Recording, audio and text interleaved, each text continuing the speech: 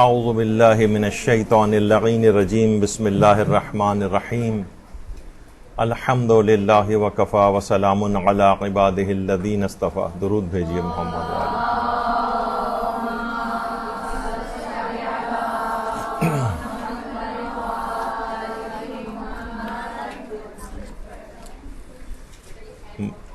ماہ رمضان المبارک کی آمد ہے،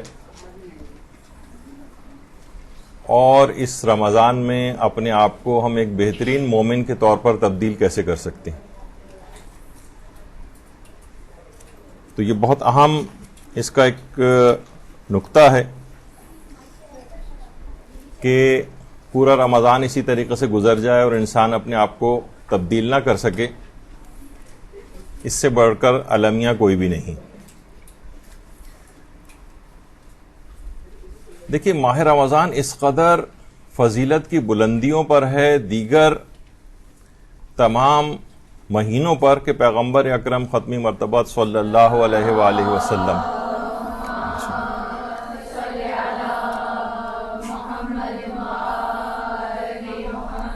فرماتے ہیں کہ بندگان خدا کے درمیان محمد صلی اللہ علیہ وآلہ وسلم کی حیثیت ایسی ہی ہے جیسی مہینوں کے درمیان ماہ رمضان کی حیثیت.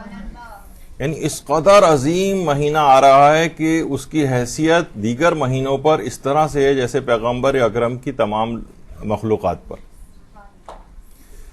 تو اس کا احساس کرنا چاہیے، اس کے استقبال کی شایان شان تیاریاں کرنی چاہیے.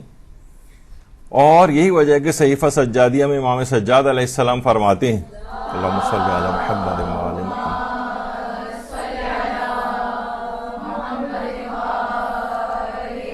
فرماتے ہیں کہ تمام تعریفیں اس اللہ کے لیے جس نے اپنے لطف و احسان کے راستوں میں سے ایک راستہ اس مہینے کو قرار دیا ہے.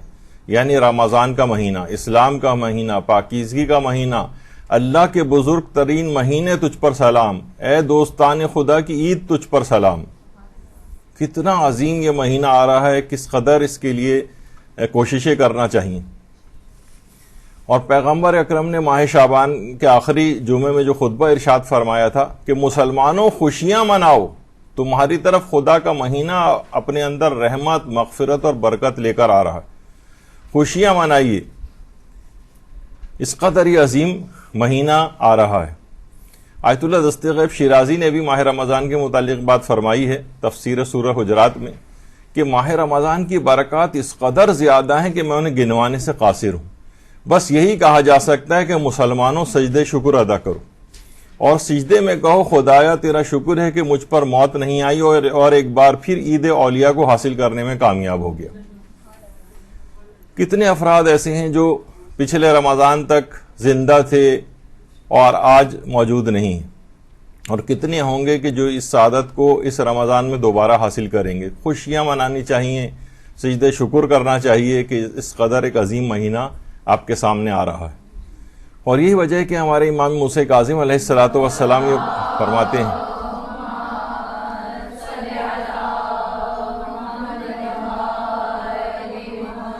کہ اور تو میرا چہرہ اپنے نور کے ساتھ روشن فرما اور مجھے اپنی محبت سے محبوب بنا دے. یعنی یہ اس قدر ہمیں اپنے آپ کو بہتر بنانا ہے کہ اللہ ہمیں اپنا محبوب بنا لے، اپنے آپ کو اللہ کا پسندیدہ بندہ اس ماہ مبارک رمضان میں بنانا ہے. اچھا، اب اگر ایک چیز ہم دیکھیں کہ پہلے ماہ رجب آتا ہے، پھر شعبان آتا ہے، پھر رمضان آتا ہے، یہ ترتیب کیوں ہے؟ اس ترتیب کا راز کیا ہے؟ دیکھیے، آیت اللہ جمال الدین گلپائیگانی یہ ایک ایسے مجتہد تھے کہ یہ زیادہ تر اکثر اوقات کے اندر وادی السلام کے قبرستان جاتے تھے، اور قبروں میں مردوں ان کی چشمے برزخی کھلی ہوئی تھی اور عذابوں کا اپنی آنکھوں سے مشاہدہ بھی کرتے تھے. تو آیت اللہ جمال الدین گلپائیگانی فرماتے تھے کہ ماہ رجب جو ہے یہ ماہ امیر المومنین علیہ الصلوۃ والسلام ہے. اللہم صلی علی محمد وآل محمد.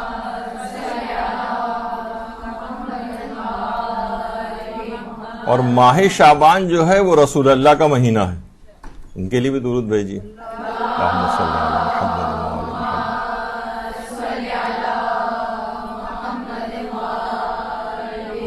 اور ماہ رمضان المبارک یہ اللہ کا مہینہ ہے. یہ ترتیب کیوں ہے؟ وہ فرماتے ہیں انسان، اس کا راز یہ ہے کہ انسان ماہ رجب میں ولایت سے آشنا ہو جائے، دوسرے مہینے میں رسالت سے آشنا ہو جائے، اور ماہ رمضان میں اللہ سے آشنائی حاصل کر لے. اللہم صلی علی محمد وعلی محمد.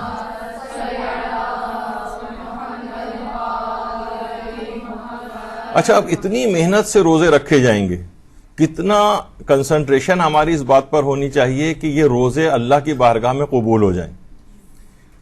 یقیناً اپنے آپ کو گناہوں سے بچانا ہے اور نیکیاں انجام دینی، لیکن اس کا ایک بہت آسان طریقہ بھی روزوں کی قبولیت کا بتایا گیا ہے. یعنی ہم کیا ایسا کریں کہ ماہ رمضان کے روزے ہمارے قبول ہو جائیں. آیت اللہ روح اللہ قرہی یہ فرماتے ہیں کہ روزوں کی قبولیت کے لیے امام زمانہ علیہ السلام سے دستخط کروائیے. اللہم صلی علی محمد وعلی محمد.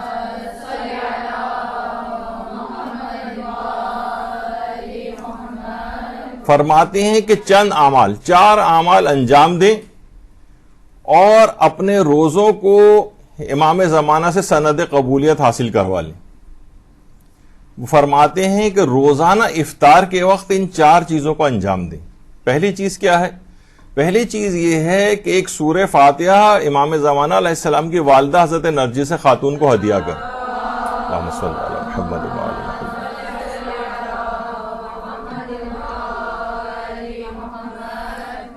وقت افطار ایک سورہ فاتحہ حضرت نرجس خاتون سلام اللہ علیہ کی خدمت میں ہدیہ فرمائیے. اللہم صلی علی محمد وعلی محمد. پھر فرماتے ہیں کہ دوسری چیز افطار کے وقت یہ کرنی ہے کہ ایک سلام امام زمانہ علیہ السلام کو کرنا ہے، السلام علیکہ یا صاحب العصر والزمان. صرف اتنا بھی اگر کریں گے تو فرماتے ہیں کہ یہ سلام افطار کے وقت کریں. اور اس کے بعد تیسرا عمل یہ ہے کہ ایک سلام امام حسین علیہ الصلوۃ والسلام کی خدمت میں. صلی علی محمد وعلی محمد. السلام علیکہ یا ابا عبداللہ الحسین. بس یہ کہہ دیں. یہ 3 مختصر اعمال. اور چوتھا فرماتے ہیں کہ دعائے سلامتی امام زمانہ اللہم کن لولیک الحجت والی دعا یہ وقت افطار پڑھیں. آیت اللہ روح اللہ قرہی فرماتے ہیں ان کاموں کو انجام اگر آپ دیں گے تو آپ کا دل حرم الہی بن جائے گا. اور یعنی ہم فرماتے ہیں کہ ایسے کاموں کو ہمیں انجام دینا چاہیے کہ جس سے ہمارا دل حرم الہی بنے. اور حضرت امیر المومنین علیہ الصلوۃ والسلام نے جب پیغمبر اکرم سے اللہم صلی علی محمد وعلی محمد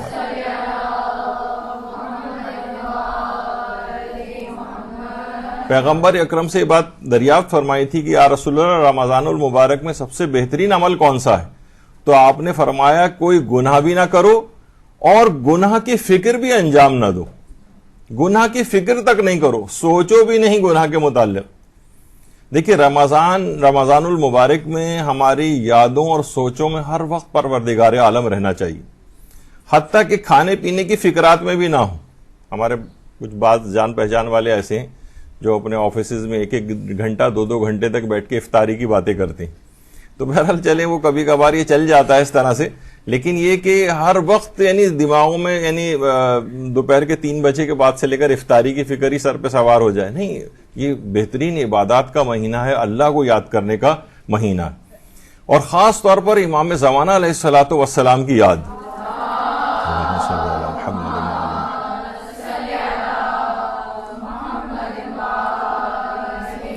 خاص طور پر علماء فرماتے ہیں سحری میں یعنی وقت سحر اور وقت افطار دونوں مواقع پر اپنے زمانے کے امام کو آپ یاد کیجیے.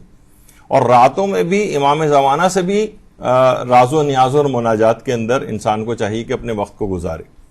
اور چھٹے امام یہ جملہ ارشاد فرماتے ہیں کہ جو شخص بھی امام مہدی کے انصار میں شامل ہونا چاہے اسے چاہیے کہ وہ متقی و پرہیزگار بنے، نیک اعمال بجا لائے، یہی حقیقت میں منتظر ہے. پس اگر وہ قبل از قائم مر جائے تو اس کا اجر و ثواب اس شخص جتنا ہے جو صاحب الزماں کے انصار میں شامل ہو کر حضرت کے ہمرکاب ہو کر جہاد کرے. یعنی اپنی زندگی میں انسان کو چاہیے تقوی و پرہیزگاری اور ان چیزوں کو اپنے اعمال کو بہتر بنائے. غیبت میں یہ کرے گا تو امام کے انصار میں شامل ہو کر جہاد کا اس کو ثواب ملے گا، مر بھی اور انشاءاللہ جب انتقال کے بعد جب امام ظہور کریں گے اور یہ شخص انتقال کر چکا ہوا تو اس کو دوبارہ بھی اٹھایا جائے گا. تو یہ تمام چیزیں انتہائی اہم ہیں اس لحاظ سے کہ اچھا اس پورے ماہ رمضان المبارک میں کوشش یہ کریں کہ اس میں اپنے بچوں کو بھی فلی اپنے گھر کے جو کسی کے اپنے ذاتی بچے ہوں یا اور گھر میں بہن بھائی ہوں یا اور اس طرح سے خاندان کے، کوشش کریں کہ عبادات میں ان کو اپنے ساتھ رکھیں. عام طور پر اب یہ ہونے لگا ہے کہ بچے جو ہیں وہ موبائل فونوں کی دنیا میں گم ہیں یا اور چیزوں کے اندر ہیں، اور صرف بڑے جو ہیں وہ چیزیں انجام دے رہے ہیں. بچوں کو بھی مستقل یہ عمر ان کی ایسی ہے کہ اس میں اپنے ساتھ ساتھ رکھنا ہے. کتنے لوگ ہیں کہ جو اس طرح سے اپنے بچوں کو اپنے ساتھ رکھتے ہیں، نمازیں ان کے ساتھ جو ہے وہ پڑھتے ہیں. گھر میں ایک عجیب ایک روح پرور اور روحانی قسم کا ماحول ہوتا ہے. مائیں روزے کے احکام اور دیگر چیزیں جو ہیں اپنے چھوٹے بچوں کو جو ہے وہ تعلیم کریں، گھر میں کس قسم کا ایک ماحول جو ہے وہ بنائیں. اس طرح صرف ماؤں کی ذمہ داری نہیں ہے بلکہ باپوں کی بھی ذمہ داری ہے، والد کی بھی ذمہ داری ہے کہ گھر میں اپنا پارٹ پلے کرے اور دین کے احکام وغیرہ کے لیے. اور یہ بھی روایات کے اندر یہ بات بھی بیان ہوئی ہے کہ پیغمبر اکرم صلی اللہ علیہ وآلہ وسلم ارشاد فرماتے ہیں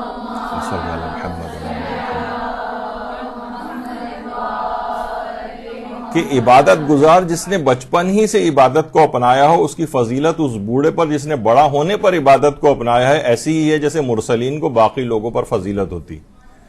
بچوں کو شروع سے اس قسم کا عادی بنا دینا چاہیے. تربیت اولاد کے بہترین اصولوں میں سے ہے کہ بچوں کو عادی بنا دیں. بچہ ابھی بچپنے کی حالت میں بہت ساری چیزیں سیکھ رہا ہوتا ہے اور یہ اس کی گٹھی میں پڑ جاتی ہیں جو بعد تک اس کے ساری زندگی اس کے کام آئیں گی، اور اتنی اس کی اہمیت ہو جائے گی. جس نے بچپن سے یہ نہ ہو کہ بعض اوقات لوگ بوڑھے کر کے حج کرتے ہیں اور پھر عبادت کی طرف ذرا مائل ہوتے ہیں. بچپن سے ہی نوجوان لوگ کہتے ہیں بچے ہیں اور نوجوان ہیں تو صرف کھیل کود وغیرہ میں مصروف رہتے ہیں. نہیں، جوانوں کو بھی اس کے اندر انوالو کرنا چاہیے کہ عبادات اور اس کے اندر ہی آگے بڑھیں.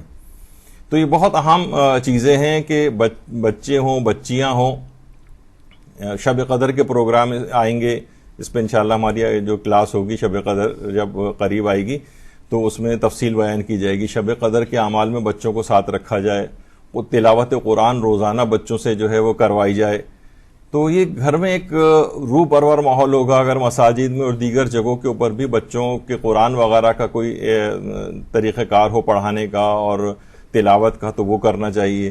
اور جیسے میں نے کہا کہ شب قدر کے خاص طور پہ یہ عمل قرآن وغیرہ بچوں کو بھی کروانے چاہیے. یہاں تک کہ اتنے عادی ہو جاتے ہیں اگر بچہ بیمار بھی ہو جائے تب بھی وہ بیماری ہسپتال میں اگر موجود ہو تب بھی بہت سے بچے اس قدر عادی ہوتے ہیں کہ ہم یہاں پر بھی ہمیں اطلاع ملی تھی کہ ایک دفعہ بچے کے مثلا ٹانگ میں یا ہاتھ میں کوئی فریکچر ہو گیا تھا تو گود میں اس کو اٹھا کر لائے تھے، لیکن اس نے اتنا عادی ہو گیا تھا کہا نہیں مجھے ہر صورت میں مدرسے جانا ہے. تو اس کے والدین اس کو اٹھا کر یہاں فریکچر والے بچے کو بھی لے کر آتے تھے، اتنی ضد کیا کرتا تھا. تو جب عادت ہو جائے اس کی اس طرح سے ایک نورانیت ایک ظاہر ان تمام چیزوں میں ہے تو اس کا خیال رکھنا چاہیے. اسی طریقے سے مساجد وغیرہ کے اندر جو حاضری ہے اس کو بھی بچوں کو، اب تو آج کل کووڈ وغیرہ کا کچھ دور آ گیا ہے جو انشاءاللہ امید ہے کہ انشاءاللہ یہ ختم ہوگا اور لوگ مساجد میں اسی طریقے سے دوبارہ جانا شروع ہوں گے پہلے کی طرح سے. لیکن یہ اتنی اہمیت کی حامل یہ چیزیں ہیں کہ سلطنت عثمانیہ جس کا آج کل بہت سارے ڈرامے اس زمانے کے آنے لگے ہیں، تو ترکوں میں یہ بات تھی کہ نماز وہ یہ ایک زمانے میں ایک ان کا رجحان تھا. بہت سی چیزیں اچھی بھی ہوتی ہیں نا تو اس کو بھی دیکھنا چاہیے. وہ ان کا ایک جملہ مشہور تھا کہ اگر مساجد میں نماز کے دوران آپ کے پیچھے بچوں کے کھیلنے کی آواز اگر نہیں آ رہی ہے تو آپ کے آگے کا مستقبل روشن نہیں. یعنی اس میں فقہی احکام وغیرہ الگ ہیں کہ اتنے کم سن بچوں کو نہ لے کر آئیں کہ جو مسجد کا تقدس وغیرہ کو جو ہے خراب کریں، لیکن تھوڑا سا بھی سمجھدار بچہ ہے تو ہمارے ہاں عام طور پر ڈسکریج کیا جاتا ہے بچوں کو مساجد میں لانے سے. کوئی ایک آدھ آ بھی جائے تو بچہ کوئی بڑوں کی طرح سے بڈھا تو نہیں ہے نا کہ وہ بالکل اسٹل ہو کے بیٹھے گا، تھوڑی بہت حرکت کرے گا، ادھر ادھر بھی دیکھے گا، کوئی بات نہیں. اس کو بچوں کو مساجد سے روشناس کرانا چاہیے.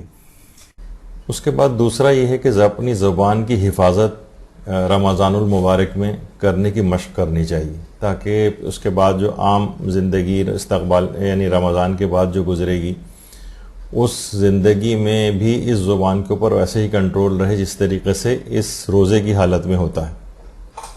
دیکھیں زبان کی حفاظت میں زبان، کیونکہ روزہ اعضاء و جوارے کا بھی روزہ ہوتا ہے، زبان کا بھی روزہ ہے، آنکھوں کا بھی روزہ ہے، ہاتھوں کا بھی روزہ ہے، پاؤں کا بھی روزہ ہے، دل کا بھی روزہ ہے، دماغ کا بھی روزہ ہے۔ جب بھی شاعر نے کیا خوب شعر کہا ہے نا کہ اعضاء تمام صوم میں رہتے ہیں روزے دار، روزے ہزار رکھتے ہیں ہم ایک ماہ میں۔ یعنی کیونکہ ہر عضو روزے سے ہے تو ہمارا صرف ایک روزہ شمار نہیں ہوگا، بلکہ دل کا بھی روزہ ہے، زبان کا بھی روزہ ہے، آنکھوں کا بھی روزہ ہے، ہاتھ پاؤں اعضاء و جوارے سب کا روزہ ہے، تو گویا 1000 روزے ہم ایک ماہ کے اندر رکھ رہے ہیں۔ اب وہ جملہ بھی یہ لطیفہ بہت مشہور ہے نا کہ بیٹا اپنا اپلیکیشن فارم بھر رہا تھا اور باپ سے کہا کہ والد گرامی اس کے اندر ایک کالم یہ ہے مدر ٹنگ، اس میں کیا لکھوں؟ تو والد نے کہا لکھ دو بیٹا ویری لانگ۔ تو اب یہ تمام چیزیں اس طرح کی ہیں کہ گھروں کے اندر بہت زیادہ زبان درازیاں چل رہی ہوتی ہیں، تقریباً گھر کا ہر فریق ہی اس کے اندر اپنا پارٹ پلے کر رہا ہوتا ہے اور اپنی زبان کی حفاظت نہیں کر رہا ہوتا ہے۔ تو اس لحاظ سے ضرور اس میں اپنے آپ کو امپروو کرنے کی کوشش کرنی چاہیے اس ماہ رمضان میں، کہ زبان کی حفاظت رہے۔ غیر ضروری طور پر کیوں انسان اپنی زبان کو جو ہے وہ آلودہ کرے۔ روایات میں یہ بات آئی ہے، حضرت فاطمہ الزہرا سلام اللہ علیہا پیغمبر اکرم سے نقل فرماتی ہیں اللہم صلی علی محمد وآل محمد، کہ میری امت کے بدترین افراد وہ ہیں جو کہ مختلف قسم کی نعمتوں سے گزر بسر کرتے ہیں اور رنگا رنگ قسم کی غذائیں کھاتے ہیں اور الگ الگ طرح کے رنگا رنگ کپڑے پہنتے ہیں اور جو منہ میں آتا ہے بولتے رہتے ہیں۔ یعنی فضول گفتگو کرنے والے، فضول بکواس کرنے والے امت کے بدترین افراد قرار دیے گئے۔ تو اپنے گھروں کو دیکھنا چاہیے کہ اس طرح کی کوئی گفتگو، کیونکہ باقی تمام شرائط اس میں پائی جا رہی ہیں، نعمتوں میں گزر بسر بھی ہو رہی ہے، بہترین غذائیں بھی کھا رہے ہیں، بہترین لباس بھی پہن رہے ہیں، تمام عیش و عشرت کی چیزیں اور بہترین چیزوں کو استعمال کر رہے ہیں، لیکن کیا ہے کہ اپنی زبان کو خراب کیا ہوا ہے، جو منہ میں آیا بولتے رہتے ہیں۔ تو یہ ایسی چیز ہے کہ جس کو ہر صورت میں اپنے آپ کو بہتر کرنے کی کوشش کرنی چاہیے۔ اور شوہر و بیوی کے سلسلے میں اور خاص طور پر بعض اوقات دیکھنے میں آتا ہے خواتین کی طرف سے ذرا زیادہ بھی ہو جاتا ہے، کہیں مردوں کی طرف سے زیادہ ہو جاتا ہے۔ کسی نے بہت اچھا، بلکہ پیغمبر اکرم کی ایک حدیث مبارکہ ہے اللہم صلی علی محمد وآل محمد، کہ جو بھی اپنی زبان کو قابو میں رکھے گا خدا اس کے عیبوں کو پوشیدہ کر دے گا۔ یعنی جہاں آپ نے اپنی فضول ٹاک کی اور اپنی زبان کو کنٹرول نہیں کیا، وہیں آپ کے بھی عیب آشکار ہو جائیں گے۔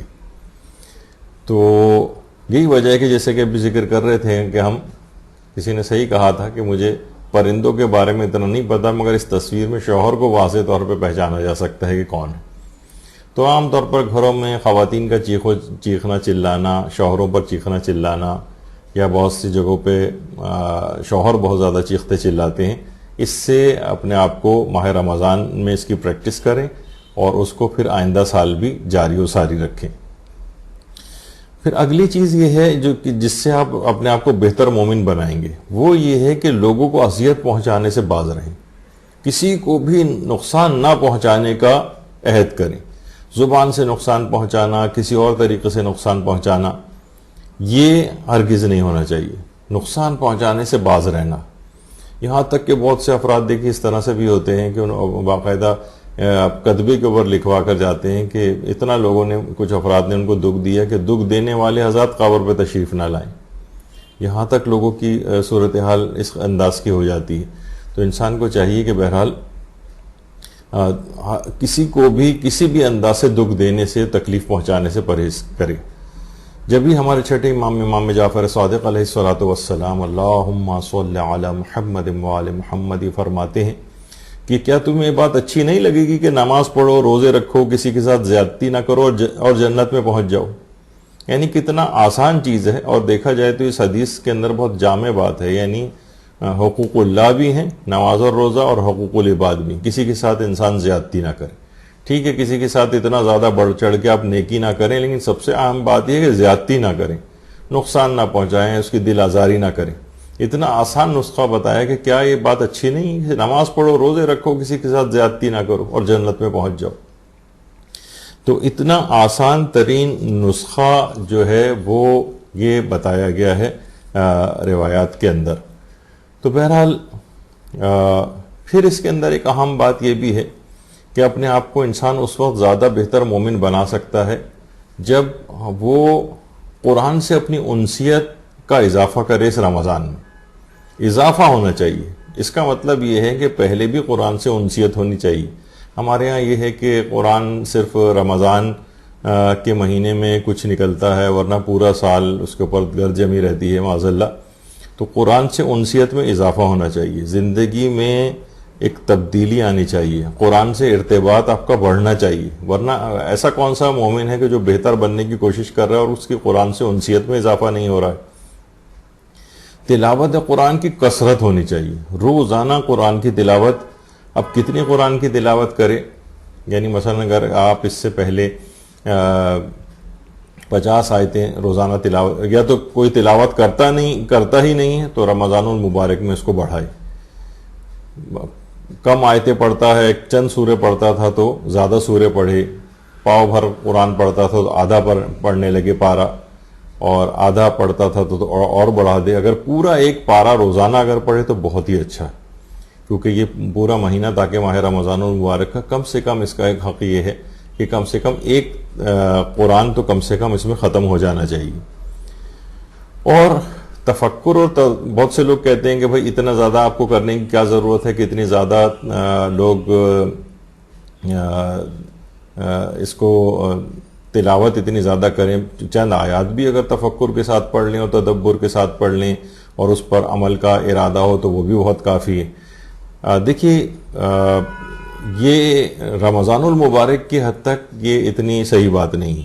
یہ اس میں کوئی شک نہیں ہے کہ قرآن جتنا بھی تفکر، تدبر اور عمل کے لیے پڑھا جائے اس کا ثواب بڑھتا چلا جائے گا.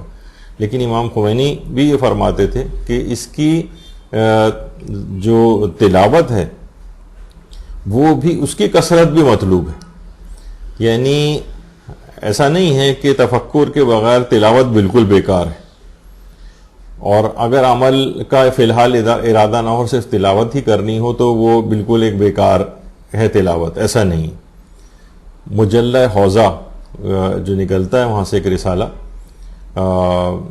اس کا 96 نمبر جو ہے اس میں بھی یہ بات آئی ہے. اور وعدہ دیدار کے نام سے امام خمینی نے جلا وطنی میں جو خطوط اپنے بیٹے احمد خمینی کے نام لکھے تھے وہ اردو زبان میں وعدہ دیدار کے نام سے شائع بھی ہوئے ہیں. اس میں امام خمینی نے بڑی اچھی بات اپنے بیٹے سے کہی ہے، احمد خمینی سے، کہ بیٹا دیکھو، خواہ فقط قرآن کی تلاوت ہی کی حد تک کیوں نہ صحیح، صرف تلاوت کی حد تک ہی کیوں نہ صحیح، تم اس کتاب سے مانوس ہو جاؤ. اور ہرگز نہ سوچو کہ معرفت اگر نہیں ہے تو اس تلاوت کا کوئی فائدہ نہیں. دیکھو بیٹا، یہ ایک شیطانی وسوسہ ہے. نامہ محبوب بھی محبوب کی طرح سے ہی انسان کو محبوب ہوتا ہے، خواہ عاشق کو اس کا مضمون سمجھ نہ بھی آئے. ہو سکتا ہے کہ اس قرات قرآن کے ذریعے ہی محبوب کی محبت سے تم آشنا ہو جاؤ اور وہ پروردگار عالم تمہارے دامن کو تھام لے. تو امام خمینی اس متعلق بہت زیادہ کنسرن تھے، اور دیگر علماء بھی یہ بات ارشاد فرماتے ہیں کہ رمضان المبارک میں تلاوت قرآن کی کثرت بھی مطلوب ہے. خواہ فی الحال اتنا آپ تفکر نہ بھی کر سکیں، اتنا تدبر نہ بھی کر سکیں، عمل کا اس لحاظ سے جس طریقے سے ارادہ ہوتا ہے، ارادہ تو ہر شخص کا ہے کہ اس قرآن پر عمل کرے گا، لیکن فی الحال اس طرف اگر اتنی توجہ نہیں بھی ہے تب بھی رمضان المبارک میں تلاوت قرآن کی خود کثرت بھی مطلوب ہے. اچھا، اب دیکھیے امام خمینی اس قدر تلاوت کرتے تھے کہ جب آپ نجف میں تھے تو رمضان میں ہر روز 10 پارے پڑھتے تھے. یعنی گویا ہر 3 دن میں ایک قرآن ختم ہو جایا کرتا تھا.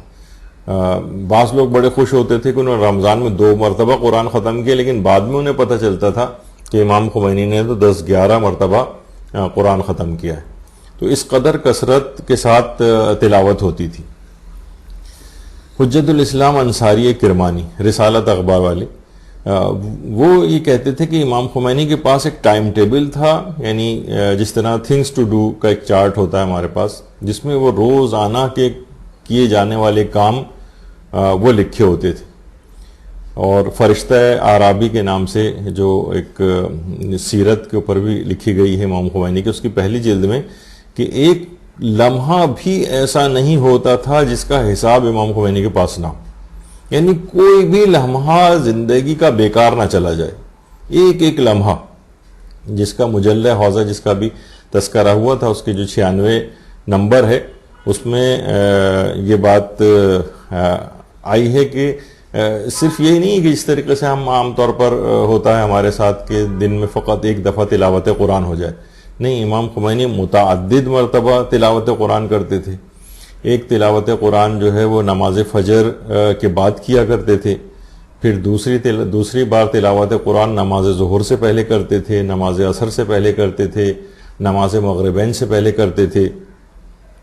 اور مصطفیٰ وجدانی جنہوں نے سرگزشت حیویہ زندگی امام خمینی جو کتاب لکھی ہے، اس کی دوسری جلد میں انہوں نے ایک بات لکھی ہے کہ جب بھی آپ کے پاس کوئی آتا تھا تو ہمیشہ امام خمینی کو وہ تلاوت قرآن کرتے پاتا تھا. حتیٰ کہ عام طور پر جو انٹرویوز وغیرہ بھی ہوتے تھے اور لوگ کیمرے کی سیٹنگ کر رہے ہیں، اور اس دوران جو تھوڑا سا 5-10 منٹ کا ایک وقت ملتا تھا، تو اس میں بھی ادھر ادھر دیکھنے کے بجائے یہ نہیں ہوتا تھا، بلکہ امام خمینی اس میں بھی اپنا قرآن نکالتے تھے اور تلاوت قرآن میں مشغول ہو جاتے تھے کہ اتنے 5-10 منٹ بھی انسان اپنی زندگی کی کیوں ضائع کرے اور کیوں نہ اس میں تلاوت قرآن کر لے.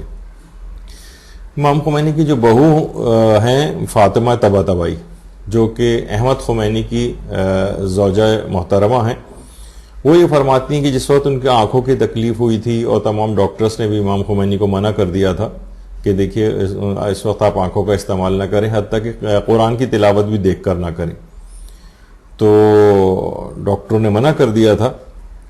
تو امام خمینی نے یہ بات ہی کہی تھی کہ دیکھو اگر آنکھیں ہوں اور انسان قرآن ہی نہ پڑھ سکے تو پھر ایسی آنکھوں کا کیا فائدہ. تو امام خمینی بیماری کی حالت میں بھی جو ہے وہ قرآن کی بہت زیادہ اہمیت کے قائل تھے، تلاوت کی. اور جیسے کہ ابھی آپ نے سنا کہ رمضان المبارک میں 10 قرآن جو ہے وہ ختم کر لیا کرتے تھے.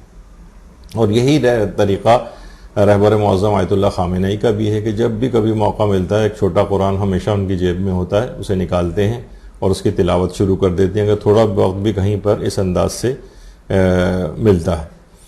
تو یعنی تلاوت قرآن کی اس ماہ رمضان میں کثرت ہونی چاہیے. دیکھیے قرآن سے بالکل غفلت نہیں کرنی چاہیے، اور ورنہ یہ مہجور اور متروک اگر ہو گیا تو خود اسلام مظلوم قرار پائے گا. آیت اللہ وحید خراسانی ایک بات اس سلسلے میں کہتے تھے کہ سال کے ہر مہینے میں، یعنی 12 مہینے ہیں، تو سال کے ہر مہینے میں ایک قرآن اپنے زمانے کے امام کو ہدیہ کریں. امام زمانہ علیہ الصلوۃ والسلام، اللہم صلی علی محمد و آل محمد. آیت اللہ وحید خراسانی فرماتے ہیں کہ امام زمانہ علیہ السلام جو ہیں ہمارے، وہ 1,24,000 انبیاء کے فضائل و مناقب کے جامع.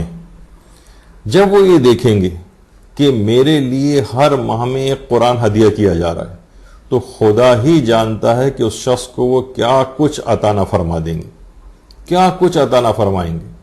امام زمانہ علیہ السلام 1,24,000 انبیاء کے صفات و کمالات کے جامع اور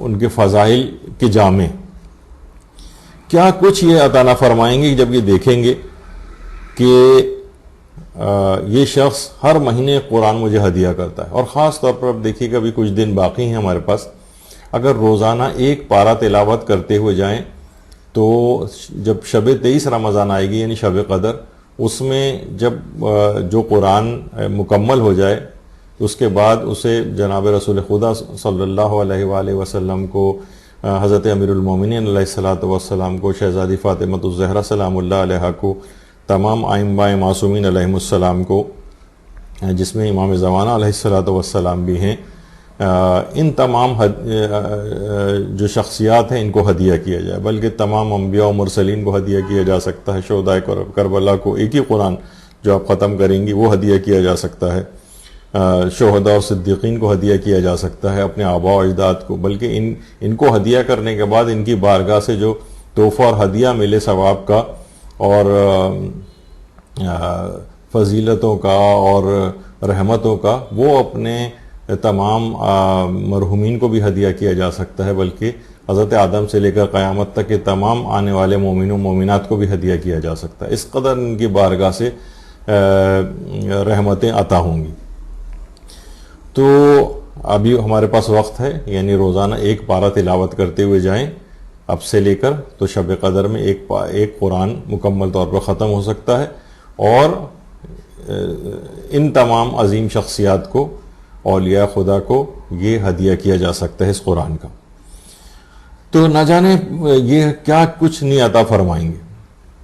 اسی طرح سے دیکھیں معصومین کو تلاوت قرآن ہدیہ کرنے کا کتنا اجر و ثواب ہے۔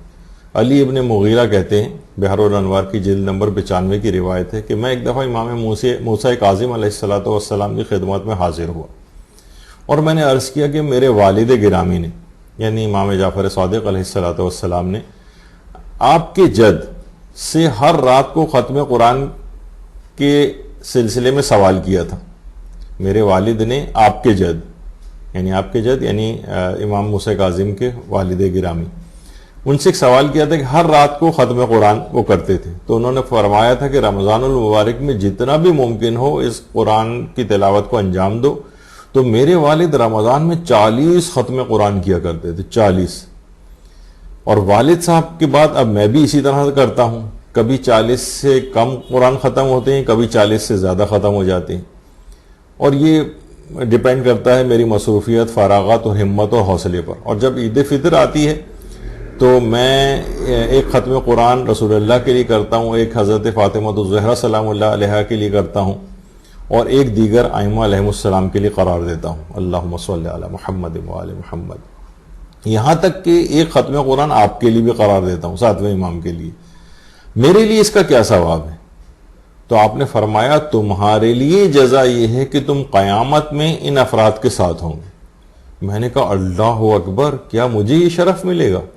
تو امام علیہ السلام نے 3 بار فرمایا ہاں یقیناً تم کو یہ اجر ملے گا کہ تم اس طرح سے جب ختم قرآن کا ثواب ہدیہ کرو گے تو تم میدان قیامت میں ان عظیم شخصیات کے ساتھ ساتھ ہوں گے، اور جب ساتھ ہوں گے تو کسی بھی عذاب کا، کسی بھی پریشانی کا، کوئی وہاں مصیبت کا میدان قیامت میں کوئی دور دور تک شائبہ بھی نہیں ہوگا۔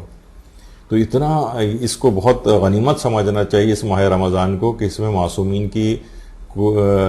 معصومین کو ایک پورا قرآن تلاوت کر کے ہدیہ کریں، تو انشاءاللہ ان تمام بزرگوار ہستیوں کے ساتھ میدان قیامت میں ان کا ساتھ نصیب ہوگا۔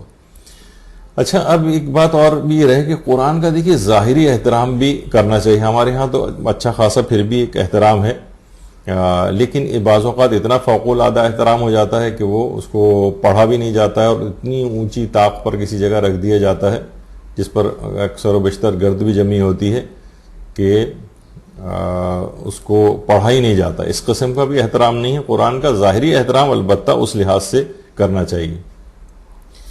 امام خمینی کو اب دیکھیے، ان کی سیرت میں دیکھیے، علماء کی سیرت اسی وجہ سے بیان کرتے ہیں کہ لوگ عموماً جب ائمہ معصومین کی سیرت بیان ہوتی ہے تو سوچتے ہیں کہ کہاں ائمہ معصومین اور کہاں ہم لوگ، یہ واقعتاً یہی لوگ یہ سب چیزیں کر سکتے تھے، لیکن یہ جو ہمارے مراجع ہیں عام لوگوں کی طرح سے ہی، لیکن تقوی، پرہیزگاری اور علم سے اتنے مقام کو انہوں نے حاصل کیا ہے، تو یہ ہمارے لیے مشعل راہ ہے۔ ائمہ کی سیرت کا پرتو ہیں، یہ لوگ ان کے مطابق عمل کرتے ہیں، تو ہمیں بھی یہ ہوتا ہے کہ جب یہ لوگ عمل کر سکتے ہیں تو ہم بھی عمل کر سکتے ہیں۔ تو اب دیکھیے کہ اتنا ظاہری احترام کے طور پر بھی کہیں بیماری میں ہر وقت وضو کا باقی رہنا بھی مشکل ہو جاتا ہے، تو دستانے پہن کر تلاوت قرآن کرتے تھے کہ کہیں ایسا نہ ہو کہ بغیر وضو کے ہاتھ قرآن کے حروف پر ٹچ ہو جائے۔ اور اسی طرح سے یہ بھی ہوتا تھا کہ عام طور پر دیکھیے طالب علم وغیرہ بھی امام خمینی کے پاس ملاقات کے لیے آتے تھے، اور دینی طالب علموں کے پاس عام طور پر ایران میں یہ ہوتا ہے کہ ایک بڑا سا ایک بیگ ہوتا ہے جس میں کتابیں بھی ہوتی ہیں، ایک قرآن بھی چھوٹا سا ہوتا ہے، تو تو وہ اکثر آ کے ان کے سامنے زمین پر اس بیگ کو رکھ دیتے تھے. تو امام خمینی بہت اس پہ ناراحت ہوتے تھے اور کہتے تھے کہ دیکھو اس کو قرآن اس میں موجود ہے، زمین پہ نہ رکھو، بلکہ بلا فاصلہ خود ہی اٹھا لیتے تھے اور اٹھا کے کسی اونچی جگہ پر رکھتے تھے. تو اس کی بڑی اہمیت ہے. عام طور پر گھروں میں بھی دیکھا جاتا ہے طالب علم وغیرہ کہ قرآن بھی رکھا ہوا ہے، دینی کتابیں بھی رکھی ہوئی ہیں، قرآن کے اوپر ہی کوئی اور کتاب بھی رکھ دی. تو بہرحال شاید شرعی طور پر یا فقہی اعتبار سے اتنا زیادہ اس میں مسئلہ نہ ہو اشکال، لیکن بہرحال یہ کہ قرآن کی ایک ظاہری اعتبار سے بھی اس کے احترام کا زیادہ خیال کرنا چاہیے. اور آیت اللہ بروجردی تو اس قدر اس کے قائل تھے قرآن کے ظاہری احترام کے بھی، وہ فرماتے ہیں کہ طول عمر میں، پوری زندگی میں ایک بار بھی ایسا نہیں ہوا کہ میں کسی ایسے کمرے میں سویا ہوں کہ جہاں احادیث کی کتابیں موجود ہوں، اس ڈر سے کہ کہیں ایسا نہ ہو کہ ان کی کوئی بے ادبی اور بے احترامی ہو جائے، ان کی طرف میرے پاؤں ہو جائیں. تو اس ڈر سے میں ساری زندگی کسی ایسے کمرے میں نہیں سویا. تو اگرچہ ہم سے اتنی زیادہ اس سلسلے میں ریکوائرمنٹ نہیں ہے شریعت کی، لیکن بہرحال یہ کہ ایک اندازہ رہے کہ ہمارے علماء اور مراجع کس حد تک اس سلسلے میں سختی کے قائل ہیں کہ احترام میں تھوڑی سی بھی جو ہے وہ کمی قرآن کے اعتبار سے نہ ہو. اس بات کا بہت اہتمام کیا کرتے تھے. یہ آیت اللہ سید محمد رضا گل پائیگانی، یہ بھی آپ نے دیکھا کہ تلاوت قرآن اس انداز سے کرتے تھے. دیکھیے رمضان المبارک ضیافت الہی کا مہینہ ہے، ہم اللہ کے مہمان ہیں، اللہ کے مہمان ہیں. دیکھیے دعوت کے بھی کچھ مراتب ہوتے ہیں، یعنی دعوت کے مراتب ہیں، اسی طریقے سے اجابت دعوت کے بھی مراتب ہیں، دعوت کو قبول کرنے کے بھی مراتب ہیں. اب جس قدر انسان کا ایمان قوی ہوگا، جس قدر اس کا تقوی قوی ہوگا، اسی قدر وہ اس دعوت الہی سے فیضیاب ہوگا. یعنی پروردگار عالم نے دسترخوان نعمت کو چنا ہوا ہے، اور اس دسترخوان کے اوپر ضیافت الہی ہے نا رمضان، اس ضیافت الہی میں قرآن گویا اس دسترخوان پر چنا ہوا ہے. اب اس سے خوب استفادہ کریں. اب جس قدر بھی ایمان اور تقوی ہوگا وہ اسی قدر قرآن سے استفادہ کرے گا. جیسے ہم عام دعوتوں میں بھی دیکھتے ہیں کھانے کی کہ مثلا کوئی شخص بہت زیادہ یعنی استفادہ کرتا ہے، تمام کھانے کھاتا ہے، بھوک اس کی بہت کھلی ہوئی ہے، کیپیسٹی اس کے پاس بعض زیادہ ہے تو وہ زیادہ کنزیوم کرتا ہے کھانے کو. اسی طریقے سے ضیافت الہی، جتنی کیپیسٹی اس کی زیادہ ہوگی، جتنی رحمتوں کو جذب کرنے کی اس میں صلاحیت زیادہ ہوگی، اسی قدر وہ ضیافت الہی سے فیضیاب ہوگا. تو قرآن اس کے اوپر موجود ہے، پروردگار کے دسترخوان پر قرآن موجود ہے. اب یہ آپ کے اوپر ڈیپینڈ کرتا ہے، ہمارے اوپر ڈیپینڈ کرتا ہے کہ کس قدر ہم اس قرآن کی اس نعمت سے، اس کی تلاوت سے استفادہ کرتے ہیں. تو خوب استفادہ کریں، ضیافت الہی ہے. اور انشاءاللہ اس دفعہ تو اتنا موقع ہمیں نہیں ملا ہے، اگر زندگی رہی اور آئندہ سال کے ماہ رمضان ہمیں نصیب ہوا تو اس کے اندر انشاءاللہ اس بات کو بھی ذکر کریں گے کہ ضیافت الہی سے کیا مراد ہے. دیکھیے بات ہم یعنی مہمان ہیں، اور اللہ نے ہمیں اپنے ہاں دعوت پہ اور ضیافت کے اوپر ایک لحاظ سے مدعو کیا. تو عام طور پر یہ ہوتا ہے کہ وہ ضیافت میں تو مہمان کو اپنے ہاں ٹھہرایا بھی جاتا ہے. اس میں بھی ایک علماء نے کہا کہ اس میں پروردگار عالم نے اس مہینے میں اعتکاف اسی وجہ سے قرار دیا ہے کہ مومنین اس میں خدا کے گھر میں، یعنی جو مسجد کو خدا کا گھر کہا جاتا ہے، اس میں 3 دن کے لیے اس کے ہاں مہمان بھی آ کر ٹھہرے. تو بڑے اس کے فلسفے ہیں اور بڑے اس کی حکمتیں ہیں ماہ رمضان کی اور اس ضیافت الہی کی، جو انشاءاللہ کسی اور وقت میں بیان کریں گے. تو کوشش یہ کریں کہ زیادہ سے زیادہ تلاوت قرآن ہو، اور اس رمضان میں تو کم سے کم ایک سپارہ تلاوت کا روزانہ ہونا چاہیے. اور کوشش کریں اس طرح سے تلاوت کرتے جائیں کہ شب قدر میں ہی قرآن جو ختم ہو جائے، تاکہ ان تمام ہستیوں کو اسی رات 23ویں شب قدر میں قرآن ہدیہ کیا جا سکے. اچھا اب دیکھیے ایک چیز اور بھی ہے کہ روزانہ جب لوگ صبح سو کر اٹھتے ہیں تو سب سے پہلے آج کل اپنا واٹس ایپ چیک کرتے ہیں کہ دیکھیں کیا میسیجز آئے ہیں، کیا پیغامات آئے ہیں. ارے یہ کتاب الہی بھی یہ اللہ کی طرف سے ہمارے لیے پیغامات لے کر آئی ہے. روزانہ اس کی بھی تلاوت کرنا چاہیے، اسے کھول کر دیکھنا چاہیے کہ کیا پیغام اللہ نے میرے لیے بھیجا. اس میں پیغامات کو اپنے چیک کریں اور پھر ان کے اوپر عمل کریں. دیکھیے کہا جاتا ہے نا کہ جس طریقے سے سائنس کی کتاب کو اگر کوئی چوم لے تو وہ سائنٹسٹ نہیں بن جاتا, میڈیکل کی کتاب چومنے سے کوئی ڈاکٹر نہیں بن جاتا, اسی طریقے سے قرآن کو فقط چومنے سے کوئی شخص مومن نہیں بن جاتا. ورنہ تو پھر دیکھیے وہ ظالم ترین شخص صدام حسین, وہ بھی قرآن کو چومتا تھا, اور اس نے تو ایک اور بہت بڑی بے ادبی بھی کی تھی کہ اپنے نجس خون سے پورے قرآن کو اس نے تحریر کیا تھا. تو بہرحال خون نجاست سے قرآن کو لکھنا یہ خود ہی ایک بہت بڑی توہین ہے, لیکن اس نے اپنے تئیں بڑا یہ سوچا تھا, ظاہر جاہل آدمی تھا اس لحاظ سے کہ میں جیسے بہت بڑا کوئی کام کر رہا ہوں.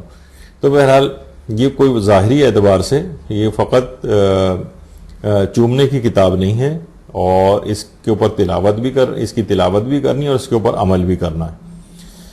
اور دیکھیے علماء یہ فرماتے ہیں کہ دیکھیے جو قرآن ہے, جو ماہ رمضان ہے, یہ 3 وجوہات سے اس کی فضیلت بہت زیادہ ہے. یعنی اس کی فضیلت, ایک تو پہلی فضیلت تو اس کی یہی ہے کہ رمضان المبارک میں روزے واجب ہوئے. دوسری فضیلت یہ ہے کہ شب قدر وہ اسی ماہ رمضان میں موجود ہے. اور تیسرا ہے کہ قرآن اسی ماہ رمضان میں نازل ہوا ہے. یعنی روزوں کا وجوب, شب قدر کا ہونا اور قرآن کا اس رمضان کے اندر نازل ہونا, یہ 3 بڑے اسباب ہیں اس مہینے کی فضیلت کے. اور امام زمانہ علیہ السلام کو یاد کرنے کا, یعنی جو روزانہ آپ تلاوت قرآن کریں اور اس کا جب ہدیہ امام زمانہ کو کریں, بلکہ بچوں کو بھی اس کی تاکید کرنی چاہیے. یہ امام زمانہ کو روزانہ یاد کرنے کے طریقوں میں سے ایک بہترین طریقہ ہے. روزانہ تلاوت قرآن کریں اور امام زمانہ علیہ السلام کو ہدیہ کریں. دیکھیے قرآن کو روزانہ ہدیہ اگر امام زمانہ علیہ السلام کو کیا جائے گا تو امام سے اتنا ہی اس شخص کا ارتباط بڑھتا چلا جائے گا. بچوں کے دلوں میں بھی اسی طرح سے امام کی محبت پیدا ہوتی چلی جائے گی. روزانہ کسی نہ کسی بہانے سے امام زمانہ علیہ السلام کو یاد کروائیں. غیبت میں ایک ذمہ داری یہ بھی ہے. اس عورت کی طرح سے جس کے متعلق کہا جاتا ہے کہ اس کے شوہر کا انتقال ہو گیا تھا اور وہ 7-8 سال تک اپنے جو بھی پیسے ہوتے تھے اپنے شوہر کی ایک جیکٹ یا اس کے کوٹ میں رکھا کرتی تھی, اور جب بھی پیسوں کی ضرورت ہوتی تھی اس کے بچے مانگنے کے لیے آتے تو کہتی تھی جاؤ اپنے ابو کے کوٹ میں سے وہ پیسے نکال لو. اب بچے جاتے تھے, ان کو یہ ہوتا تھا کہ ہمارے باپ کا کوٹ ہے, یعنی مختلف بہانوں سے تاکہ اپنے باپ کو فراموش نہ کر دیں, بھلا نہ بیٹھیں اس کو, اور ان کو یاد رہے اور ان کا باپ سے اپنے ایک تعلق باقی رہے. تو یہ اس نے ایک طریقہ کار کیا تھا. تو یہ خیر ایک مثال کے طور پہ بات آئی, ورنہ یہ والا طریقہ کار کہ روزانہ تلاوت قرآن کر کے اس کا ثواب امام زمانہ کو ہدیہ کرنا, اولاد کو بھی سکھائیں اور خود بھی کریں. اس سے روزانہ امام کی یاد بھی قائم رہے گی, ان سے ارتباط جو ہے وہ باقی رہے گا. اچھا, اس قدر اس کی اہمیت ہے تلاوت قرآن کے اعتبار سے کہ جو بھی تلاوت قرآن کرتا ہے اس کے والدین کا بھی آخرت میں کیا مقام بن جاتا ہے. ہمارے 11ویں امام حسن عسکری علیہ السلام یہ بات ارشاد فرماتے ہیں کہ قاری قرآن کے والدین کے لیے اللہ حکم دے گا کہ اس کے والدین کو وہ لباس پہناؤ جس کے سامنے تمام دنیا و معافیہ ہیچ ہے. اس وقت پوری مخلوق اس قاری قرآن کے والدین کی طرف دیکھے گی اور اس قدر ان کا احترام کرے گی کہ اس کے والدین کو خود اپنے اوپر تعجب ہونے لگے گا کہ آخر ہم نے ایسا کیا کام کیا. پتہ چلا کہ وہ ان کی اولاد نے جو تلاوت قرآن کی ہیں اس کی بنا پر ان کو اتنا عظیم مقام آخرت میں حاصل ہوگا کہ وہ خود حیران رہ جائیں گے. تو قرآن کی اس لحاظ سے بہت زیادہ اہمیت نہ صرف اپنے لیے بلکہ اس کے والدین تک کے لیے ہے. اچھا, قبر ویسے تو سیکھ کر جانا چاہیے قرآن یہیں سے, لیکن اگر کوئی شخص قرآن نہیں سیکھے تو اتنی اہمیت ہے کہ قبر تک میں قرآن کی تعلیم دی جائے گی. ہمارے چھٹے امام جعفر صادق علیہ السلام فرماتے ہیں, ثواب الاعمال میں شیخ صدوق نے اس روایت کو لکھا ہے کہ اگر ہمارے محبین اور شیعوں میں سے کوئی مر جاتا ہے اور وہ اچھی طرح قرآن پڑھنا نہیں جانتا ہو تو قبر میں اس کو قرآن کی تعلیم دی جاتی ہے تاکہ خدا اس کو بلند درجہ عطا کرے, کیونکہ درجات بہشت قرآنی آیات کی تعداد جتنے ہیں وہاں قاری قرآن سے کہا جاتا ہے قرآن پڑھو اور اگلے درجے میں چلے جاؤ. بعض علماء ہمارے گزرے ہیں حکایتوں میں ملتا ہے کہ ان کی تدفین کے بعد ان کی قبر سے بھی کئی روز تک تلاوت قرآن کی آواز آئی. تو بہرحال ایک تو ہے کہ قبر میں اگر کوئی شخص اس دنیا میں قرآن کو صحیح طور پر پڑھے بغیر، یعنی اس نے نہیں سیکھا، اول تو سیکھنے کی کوشش کرنی چاہیے. کتنے بزرگوں سے میں ایسے واقف ہوں جنہوں نے 70 سال 75 سال کی عمر میں قرآن پڑھنا شروع کیا، اور اس کے بعد ظاہر ہے کہ اتنا عرصہ نہیں لگتا، ایک پارہ بھی اگر صحیح طور پر کسی کو پڑھنا آ جائے تو پھر وہ اس کے لیے باقی قرآن کو پڑھنا اتنا دشوار نہیں ہوتا. تو تھوڑی کوشش کرنی چاہیے، چند مہینے لگا لیں اور اس دنیا ہی سے قرآن کو سیکھ کر جائیں، ورنہ ایک بہت بڑی محرومی ہوگی. اور پھر بہرحال اس کی کمپنسیشن قبر میں جا کر ہوگی کہ اس کے لیے الگ سے ایک اہتمام کیا جائے گا. یعنی ناقص اعتبار سے اس کو جنت میں نہیں داخل کیا جائے گا، بلکہ یہ ہے کہ اتنی اہمیت تھی اس کی کہ تم نے قرآن پڑھنا کیوں نہیں سیکھا تھا، تو اس قبر میں تم کو تعلیم دی جائے گی اور وہاں جا کر اپنے ان درجات کو بڑھاؤ. لیکن اس بات کی زندگی کے لحاظ سے یہ والی چیزیں جو اس دنیا دارالعمل ہے، اسی میں یہ سب چیزیں کر کے جانا چاہیے. اور یہ بھی ہے، دیکھیے قرآن کو پڑھنے سے کیا ہے کہ پورے قرآن ہی کا ایک تو جو ثواب ملتے ہیں، پھر اس کے اندر کچھ خاص سورہ ایسے ہیں، جیسے کہ ہمارا موضوع بھی ہے خود کو بہتر مومن کیسے بنائیں. تو اطاعت خدا میں مددگار سورہ دہر ہے. پیغمبر اکرم ختم مرتبہ صلی اللہ علیہ وآلہ وسلم یہ بات ارشاد فرماتے ہیں کہ جو بھی سورہ دہر کی باقاعدگی سے تلاوت کرے گا اس کا ضعیف نفس قوی ہو جائے گا. یعنی جب نفس قوی ہو جائے گا اس کا، تو اب وہ گناہوں کے اندر آلودہ نہیں ہوگا، اب وہ اس کو شیطان بہکا نہیں سکے گا، اور وہ خود کو بہتر سے بہتر مومن بناتا چلا جائے گا. یہ خدا کی اطاعت میں مددگار سورہ ہے. سورہ دہر کو الگ سے بھی اس ماہ رمضان کے اندر تلاوت کرنا چاہیے تاکہ آپ کا نفس اس دوران قوی ہو جائے اور ماہ رمضان گزرنے کے بعد اس کے اندر ضعف پیدا نہ ہو. یعنی عام طور پہ ہوتا ہے نا، جب رمضان گزر جاتا ہے اور طول سال جو پورا اگلا سال جو گزرتا ہے اگلے رمضان تک، تو انسان پھر سے انہی گناہوں میں آلودہ ہوتا چلا جاتا ہے. سورہ دہر کو اس نیت سے پڑھیں گے تو ضعیف نفس قوی ہو جائے گا اور خدا کی اطاعت کے اندر آپ کو آسانی ہوگی. تو جب خدا کی اطاعت میں جس قدر آگے بڑھیں گے اتنا ہی مومن اپنے مقام کو بہتر سے بہتر کرتا چلا جائے گا. تو یہ بہت اہمیت کا حامل ہے. اور گناہ کبیرہ سے اپنے آپ کو محفوظ کرنے کے لیے ہمارے 8ویں امام علی رضا علیہ الصلوۃ والسلام نے بھی ایک عمل تعلیم فرمایا ہے، جو کہ اصول کافی کی 2 جلد کے اندر بھی موجود ہے. یہ روایت کہ امام فرماتے ہیں کہ جو کوئی بھی عہد جوانی میں ہر رات سورہ فلق اور سورہ والناس 3 مرتبہ پڑھے اور سورہ اخلاص کو 100 بار پڑھے، اور اگر اتنا ممکن نہ ہو تو 50 مرتبہ پڑھ لے، تو اللہ اس کو ہر گناہ کبیرہ سے محفوظ فرمائے گا. اللہ اس کو ہر گناہ کبیرہ سے بچا لے گا. تو روزانہ یعنی عہد جوانی میں ہر رات سورہ فلق اور سورہ والناس 3 مرتبہ پڑھے اور سورہ اخلاص کو 100 مرتبہ پڑھے،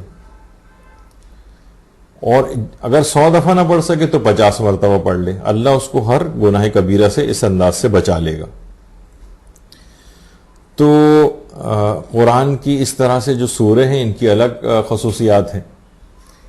اچھا، خدا کی دیکھی نظر میں بہترین لوگ بھی وہی ہیں جو قرآن بہتر پڑھتے ہیں، اللہ کے دین کی سمجھ رکھتے ہیں. پیغمبر اکرم فرماتے ہیں جو متقی ہیں، نیکی کا حکم دیتے ہیں، برائیوں سے روکتے ہیں اور صلہ رحمی کا حق ادا کرتے ہیں. یعنی جو پروردگار عالم کے حقوق ہیں اور جو لوگوں کے حقوق ہیں، وہ دونوں آپ نے دیکھا کہ اس روایت کے اندر موجود ہے. اور قرآن کا الگ سے بھی تذکرہ آیا اور قرآن کو بہتر طریقے سے پڑھنے کا تذکرہ آیا. قرآن کو بہتر پڑھتے ہیں. تو قرآن کی ایک بڑی اہمیت ہے اس لحاظ سے. اور رات و دن کا بہترین ساتھی حضرت امیر المومنین علیہ الصلوۃ والسلام ارشاد فرماتے ہیں کہ تمہارا شب و روز کا ساتھی قرآن ہونا چاہیے.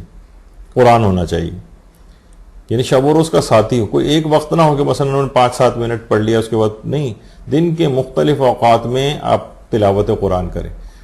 کبھی دیکھ کر نہ پڑھ سکیں تو یاد جو سورہ ہوں کم سے کم انہی کی تلاوت، جو زبانی یاد ہو ان کی تلاوت کرتے رہیں. کبھی بھی ہوتا ہے کہ انسان کہیں ویٹنگ لاؤنج میں ہوتا ہے، کہیں ڈاکٹر کا اپوائنٹمنٹ ہے، کسی جگہ جانا ہے، بس میں بیٹھنا ہے، سفر طے کرنا ہے، کتنی چیزیں ایسی ہیں، تو اس میں جتنی اس کو سورہ یاد ہیں ان کی تلاوت کرتا جائے. شب اور اس کا ساتھی قرآن ہونا چاہیے. اور دیکھیے پیغمبر اکرم صلی اللہ علیہ وآلہ وسلم نے یہ بات ارشاد فرمائی کہ علی قرآن کے ساتھ ہے اور قرآن علی کے ساتھ ہے. دونوں ایک دوسرے سے کبھی جدا نہیں ہوں گے حتیٰ کہ دونوں حوض کوثر پہ پہنچیں گے. علی شیخ توسی میں بھی یہ روایت ہے. یعنی قرآن علی کے ساتھ ہے، علی قرآن کے ساتھ ہے۔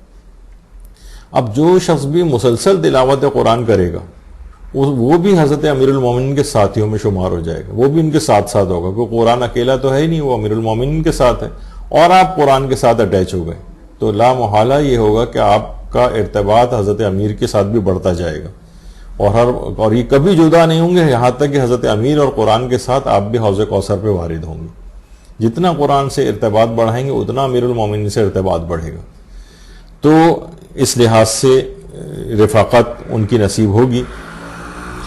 اچھا، اور یہ بھی ہے چیز کہ دیکھیے، جس پیغمبر فرماتے ہیں کہ جس کسی کی باتیں قرآن ہوں اور مسجد اس کا گھر ہو، خدا اس کے لیے جنت میں گھر بنائے گا۔ باتیں بھی قرآن سے، یعنی بات میں قرآنی آیات کو آپ کوٹ کریں، قرآن کے اندر یہ بات آئی ہے، اپنی گفتگو کے اندر قرآن ہونا چاہیے۔ ہمارے یہاں یہ ہے کہ گھنٹوں بھر کی مردوں کی گفتگو سنیں، گھنٹوں بھر کی عورتوں کی گفتگو سنیں، اس میں دو چیزوں کا تذکرہ تو کبھی آپ کو ملتا نہیں ہے، ایک تو قرآن ہے اور دوسرا امام زمانہ علیہ السلام۔ اپنے زمانے کا امام موجود ہے، اس کا کوئی تذکرہ گفتگو کے اندر نہیں، قرآن کا کوئی تذکرہ گفتگو میں نہیں۔ لوگ آپس میں اتنا قرآن یاد ہونا چاہیے کہ باتوں میں اگر مثلا مذاق بھی کر رہے ہیں تو اس کے اندر بھی کوئی قرآنی آیات کوئی کوٹ کر دیں، کوئی اپنی دلیل کے طور پہ کوئی بات کہہ رہے ہوں تو اس کے اندر بھی قرآن کی آیات آ جائیں۔ اس قدر قرآن، یعنی ایک تقاضا ہے ایک مومن سے کہ اس قدر قرآن اس کو آنا چاہیے، تو کوشش کرنی چاہیے کہ جس قدر بھی قرآن کی تلاوت ہو سکے۔ دیکھیے، ہم لوگ یہ کہتے ہیں بھائی اتنا وقت ہمارے پاس نہیں ہے، اتنا وقت نہیں ہے۔ بھائی ایک تو پہلی بات ہے کہ اتنا وقت کیوں نہیں ہے آپ کے پاس؟ یعنی ہر وقت آپ کو دنیا کی تمام چیزوں کے لیے آپ کے پاس وقت ہے، لیکن صرف پروردگار عالمی کے لیے وقت نہیں ہے۔ حضرت امیر فرماتے ہیں کہ بے وقوف ہے وہ جو دنیا میں مصروف ہو کر اپنے آخرت کے حصے کو فوت کر دے۔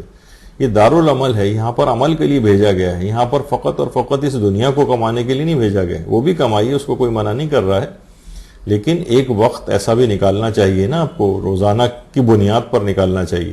اب آپ خود دیکھیں کہ جتنا ابد الآباد ہمیشہ جہاں پر رہنا ہے اس کے لیے کس قدر وقت کو نکالنا چاہیے۔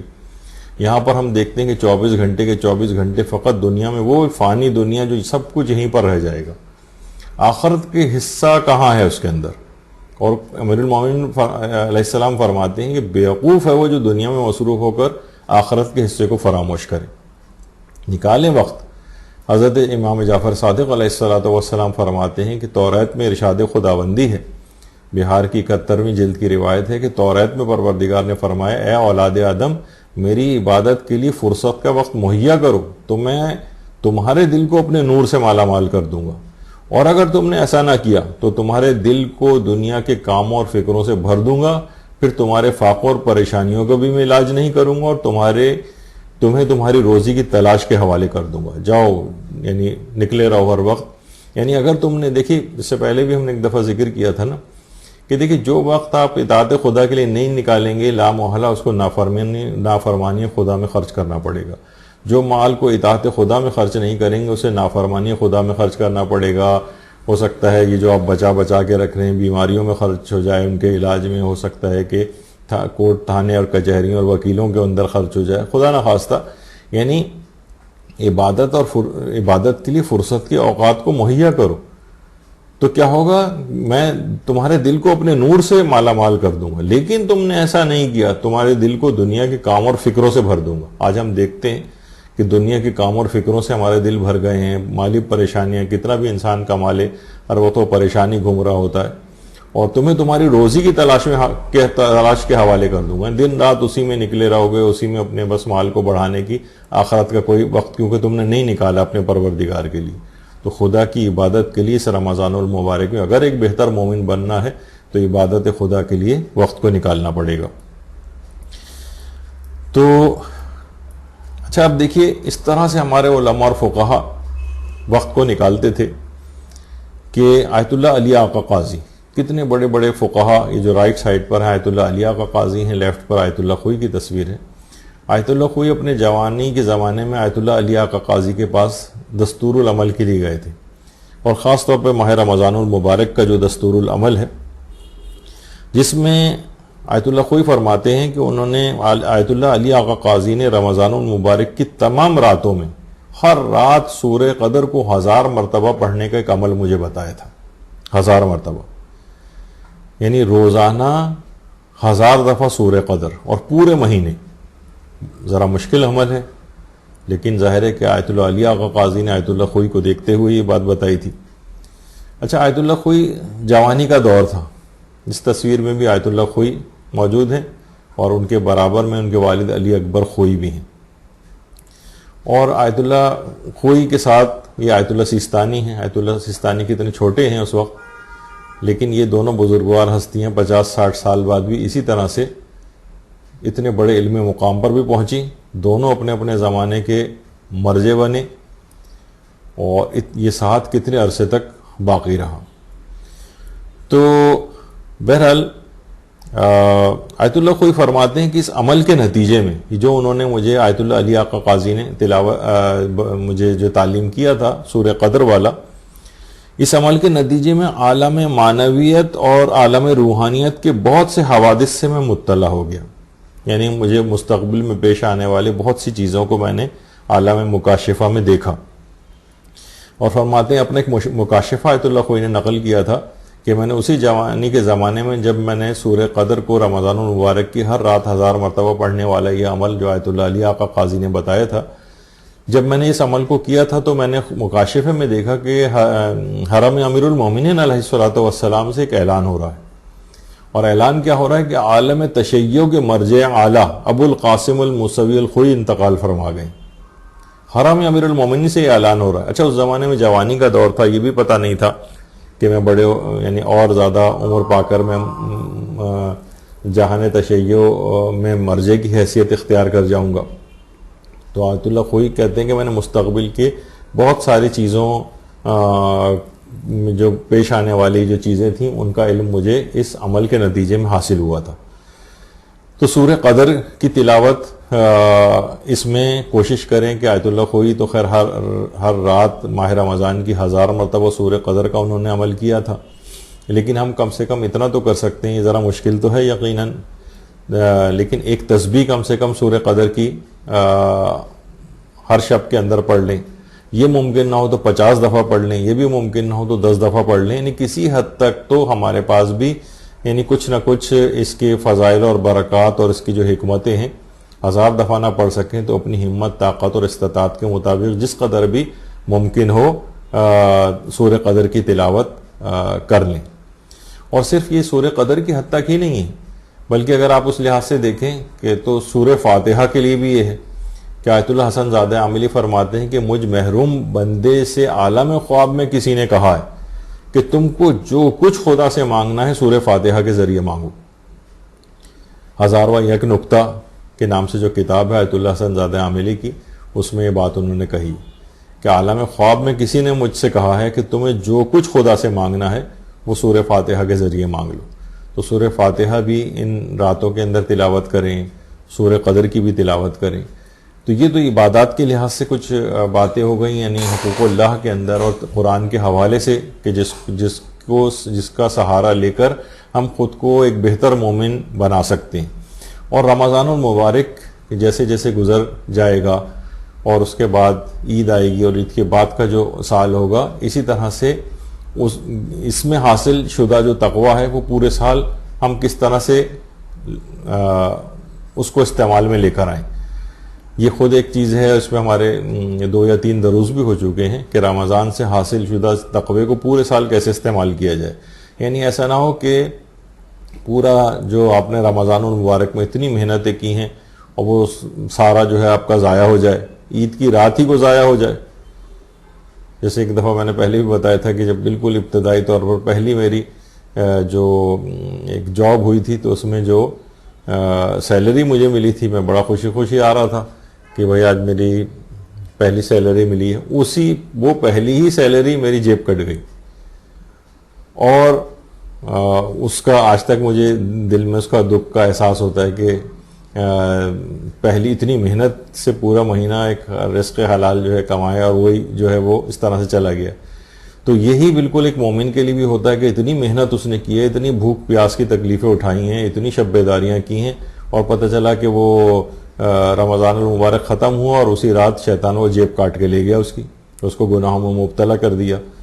تو بہرحال ان تمام چیزوں کو، اس حاصل شدہ تقوی کو محفوظ بھی کرنا چاہیے تاکہ ایک بہتر مومن کے طور پر وہ پورے سال جو ہے وہ رہے، اس جمع پونجی اور تقوی کو فکس ڈپازٹ کرائے اور اس سے پورے سال اپنی گزر بسر اس تک حاصل شدہ تقوی سے کرے. تو ایک تو چیز یہ ہے.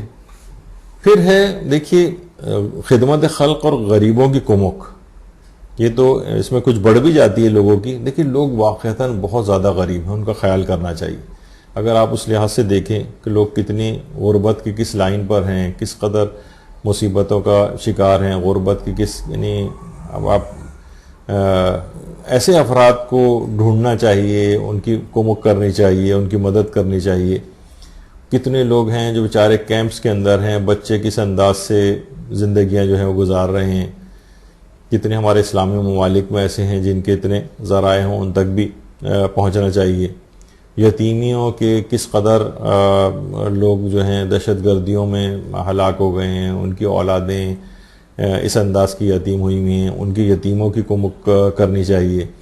غربت کی کس قدر نچلی سطح کے اوپر لوگ ہیں، کہاں کہاں سے چن چن کر لوگ جو ہیں وہ چیزیں کھا رہے ہیں.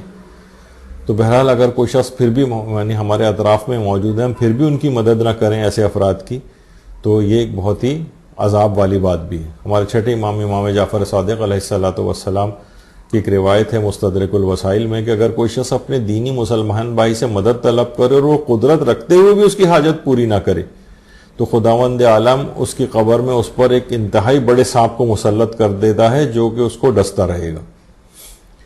تو بہرحال دینی بھائی کوئی مدد طلب کرے تو اس کو ادھر ادھر بھیجنے کے بجائے خود سے اس کی مدد کرنی چاہیے، اور یہ والا سلسلہ پورے سال بھی جاری رہے. یعنی یہ نہ ہو کہ قدرت رکھتے ہیں اس کے باوجود بھی اس کی مدد نہیں کر رہے ہیں.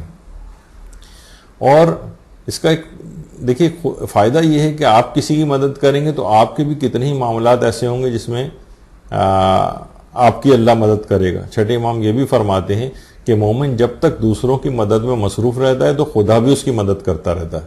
آپ کے لیے بھی نہ جانے کتنی سہولتیں اور آسانیاں پیدا ہوتی جائیں گی. یعنی آپ مدد کہیں اور کر رہے ہیں اور پتہ چلا آپ کا کوئی اور بڑا مسئلہ کہیں اور پر حل ہو رہا ہے. خدا آپ کے لیے بھی اسی طرح سے مدد کرتا رہے گا اور آپ کے لیے راستے بناتا جائے گا. جیسے آپ لوگوں کو سہولیات مہیا کر رہے ہیں اور راستے بنا رہے ہیں ان کے لیے، اللہ آپ کے بھی راستے اسی طرح سے بنائے گا. اور اس سلسلے کو صرف رمضان کی حد تک نہیں، ہمارے یہاں عام طور پہ یہ ہوتا ہے کہ رمضان میں تو تقوی کا ہیضہ ہو گیا ہے، یعنی معاذ اللہ، یعنی اس میں تو جناب سارے مرد حضرات ٹوپیاں لگا کے گھوم رہے ہیں اور داڑیاں بھی رکھ لی ہیں، اور خواتین بھی کسی حد تک جو ہے وہ سر پہ دوپٹے رکھ کے گھومتی نظر آنے لگتی ہیں. لیکن ادھر رات ہوئی، عید کی رات آئی اور جناب ادھر جو ہے اس کو جتنا حاصل شدہ تقویٰ تھا وہ شیطان جیب کاٹ کے لے گیا آپ کی. تو اس سلسلے کو پورے سال بھی اسی طرح سے جاری رکھنے کی کوشش کرنی چاہیے، تو آسانی آپ کے لیے ملتی رہیں گی. کیونکہ اچھا دیکھیے کہ یہ بھی ہے کہ ایک تو یہ ہے کہ خود ہی مومن ہم تک آ گیا، مسلمان آ گیا، اس کی مدد ہم نے کر دی. ستم رسیدہ شخص کی مدد کے لیے پیغمبر فرماتے ہیں 5 میل تک جاؤ، اور مدد کے لیے پکارنے والے کی مدد کے لیے 6 میل تک سفر کرو. یعنی جس نے آپ کو بلایا نہیں لیکن آپ کو پتا ہے کہ شخص اس کو میری ضرورت ہے، آپ 5 میل تک بھی جائیے، مقصد ہے. اور اس سے بھی زیادہ اس افراد کے لیے چاہے وہ 6 میل دور، یعنی اس سے بھی زیادہ دور موجود ہو، اگر کسی نے آپ کو پکارا ہے مدد کے لیے تو اس کے لیے بھی اپنے آپ کو، یعنی مومن کی مدد کے لیے مشقت اٹھاؤ. ایک تو یہ کہ کوئی آ گیا، آ کے سوال آپ کے ہاتھ دراز کیا آپ کے سامنے، آپ نے نکال کر دے دیا، کوئی مشقت ہی نہیں ہے، پیسہ بھی ہمارے پاس ہے تو ہم نے مدد کر دی، یہ بھی اچھی چیز ہے. لیکن یہ کہ کبھی کبھار مشقت بھی اٹھانی پڑتی، یہ خود ایک تقاضا ہے اسلام کا کہ آپ خود مشقت اٹھائیں. غریبوں کو لائن لگا کے اپنے دروازے پر نہ بلائیں، خود بھی جا کر مدد کرنی چاہیے. تو دیکھیے اب حال ہی کے اندر ایک، بلکہ پیغمبر کی حدیث کہ آسانیاں پیدا کرو، تنگی پیدا نہ کرو.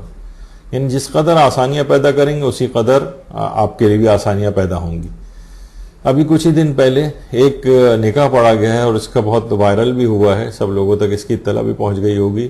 حرم امام رضا علیہ الصلوۃ والسلام میں، اللہم صلی علی محمد وآل محمد، مشہد مقدس میں یہ نکاح پڑھا گیا ہے 2 ڈاکٹرز کا۔ اس میں جو خاتون ڈاکٹر ہیں انہوں نے مہر میں اپنے شوہر سے جو مہر رکھا ہے اس نکاح کے موقع پر، وہ یہ شوہر ان کے سرجن، تو انہوں نے مہر میں یہ چیز رکھی کہ 313 ایسے آپریشنز کریں گے غریبوں کے جس میں 1 پیسہ ان سے وصول نہیں کریں گے، یہ میرا مہر ہے۔ یعنی خود سے مجھے کچھ نہیں چاہیے یعنی اپنے طور پر، لیکن ان 313 آپریشنز کا جو بھی فیس ان کی آپریشن کرنے کی ہے 313 غریب مریضوں سے وصول نہیں کریں گے۔ تو لوگ جو کہ دین کے اوپر عمل کرنا چاہتے ہیں وہ ہر وقت اپنی ذہانتوں کو بھی اس میں استعمال کرتے ہیں کہ میں آخرت کے حاصل کرنے کے لیے، آخرت کو حاصل کرنے کے لیے میں کس قدر اپنی ذہانت کو استعمال کروں اور زیادہ سے زیادہ بڑے مقام کو حاصل کروں۔ یہ چند اگر مثلا رکھ بھی لیتی 1 لاکھ 2 لاکھ 5 لاکھ 10 لاکھ کتنے دن چلنا تھے، لیکن کتنے مریضوں کا اس طرح سے آپریشن ہو، کتنے لوگوں کو ریلیف دینے کا انہوں نے سوچا، اپنی ذات کے بجائے دوسروں کا اس انداز سے سوچا۔ تو اس طرح کی چیزیں واقعتاً ایک بڑا منفرد قسم کا ایک مہر رکھا گیا جو اب تک اس سے پہلے نہیں سنا گیا تھا۔ تو اس قدر مومن کی مدد کا ثواب ہے۔ دیکھیے غریب مسلمان کی مدد کا ثواب اس قدر ہے کہ روایتوں میں ملتا ہے، ہمارے چھٹے امام جعفر صادق علیہ الصلوۃ والسلام فرماتے ہیں کہ جو کوئی شخص مسلمانوں کے فقراء میں کسی کو لباس مہیا کرے یا کسی ایسی چیز سے مدد کرے جو اس کے اخراجات میں مددگار ہو، جیسے کہ ہم نے پچھلی دفعہ اس کو ذکر کیا تھا، گیس کا بل ادا کر دینا، بجلی کا بل ادا کر دینا، اس کا کرایہ دے دینا، اس طرح کی کسی بھی جو اس کے اخراجات میں مددگار ہو، تو خدا قیامت کے دن سور پھونکے جانے تک 7,000 فرشتوں کو اس کے گناہوں کی طلب مغفرت کے لیے مقرر فرما دیتا ہے۔ اور ایک حدیث میں تو ایسے شخص کے لیے طلب مغفرت کرنے والے ملائکہ کی تعداد 70,000 بھی بیان ہوئی۔ 7,000 یا 70,000 ملائکہ مسلسل اس کے لیے سور پھونکے جانے تک طلب مغفرت کریں گے۔ اور ہماری دعاؤں میں تو پھر بھی یہ ہوتا ہے کہ موانعات آ جاتے ہیں اور گناہ حائل ہو جاتے ہیں دعا کی قبولیت میں، لیکن فرشتوں کے ساتھ تو ایسا نہیں، وہ تو جس کے لیے طلب مغفرت کریں گے پروردگار اس کو قبول کرے گا۔ تو 7 سے لے کر 70,000 فرشتے قیامت تک سور پھونکے جانے تک ایسے افراد کے لیے طلب مغفرت کرتے رہیں گے جو لوگوں کو، مسلمانوں میں جو غریب افراد ہیں، لباس مہیا کر دے، کسی ایسی چیز سے مدد کر دے جو ان کے اخراجات میں مددگار ہو۔ ہمارے یہاں بعض اوقات دیکھیے ایک ہی چیز کو بس وہ مکھی میں مکھی بٹھانے والا، وہ بھی ٹھیک ہے، لیکن بس راشن اب ہو سکتا ہے کہ راشن کی اس کو فی الحال اتنی ضرورت نہ ہو، مثلا علاج کی ضرورت ہو، کسی اور چیز کی ضرورت ہو، بیٹی کی شادی کے ایک سلسلے میں کوئی ضرورت ہو، یا اور بہت ساری ایسی ضروریات ہوتی ہیں، تو اس کی طرف بھی فوکس ہونا چاہیے۔ اب فوراً لوگ دماغ میں صرف اور صرف راشن آتا ہے، تو اور بھی لوگوں کے چیزوں کو دیکھیں کہ جن کی ان کو ضرورت ہے، یعنی مصلحت کو دیکھنا چاہیے کہ اب سب لوگ راشن دے رہے ہیں تو ہر آدمی صرف راشن ہی راشن دے، یہ کوئی وہ نہیں ہے۔ تھوڑی سی اپنی ذہانت کو استعمال کرنا چاہیے کہ کب کس موقع پر لوگوں کو کیا ضرورت ہے ان کی اصلاً، اس میں آپ جو ہے وہ مدد کر دیں۔ دیکھیے لوگ عام طور پر پریشان ہوتے ہیں کہ یہ مانگنے والا آ گیا، تو پیغمبر اکرم ارشاد فرماتے ہیں صلی اللہ علیہ وآلہ وسلم کہ خداوند عالم کی طرف سے مومن کے لیے سائل ہدیہ ہے جو اس کے دروازے پر آیا ہے، اس سے آپ وہ نہیں کریں، کراہیت نہ کریں، یہ اللہ کی طرف سے ایک تحفہ ہے جو آپ کے دروازے پر آیا ہے، تحفہ۔ اور بار بار ہی خواہ کیوں نہ مانگے، حضرت امیر فرماتے ہیں محتاج کو نامراد نہ لوٹاؤ۔ دیکھیے عام طور پہ ہوتا ہے مثلا آپ نے کسی کی مدد کر دی، بجلی کا بل پے کر دیا، اب آپ کہیں گے اگلے مہینے پھر وہ بل فرض آ گیا کہ بھئی پھر یہ آ گیا، کیا کریں؟ واقعتاً اس کی حالت ایسی ہے کہ یہ ہر مہینے ہی لوگوں کے ساتھ پرابلمس ہوتی ہیں، اور ایسا تو نہیں کہ آپ نے اتنا دے دیا تھا، جیسے کہ حضرت امیر بھی کرتے تھے، اس قدر دے دیا کہ وہ غنی ہو گیا اور بعد میں اس کی ضرورت ہی نہیں رہی اس کو مانگنے کی۔ ہم تو دیتے بھی فقط اتنا ہے کہ جو اس کی بہت ہی امیجیٹ وقتی ضرورت پوری ہو جائے۔ تو محتاج کو کبھی خالی ہاتھ نہ لوٹاؤ، چاہے وہ بار بار ہی کیوں نہ آ رہا ہو۔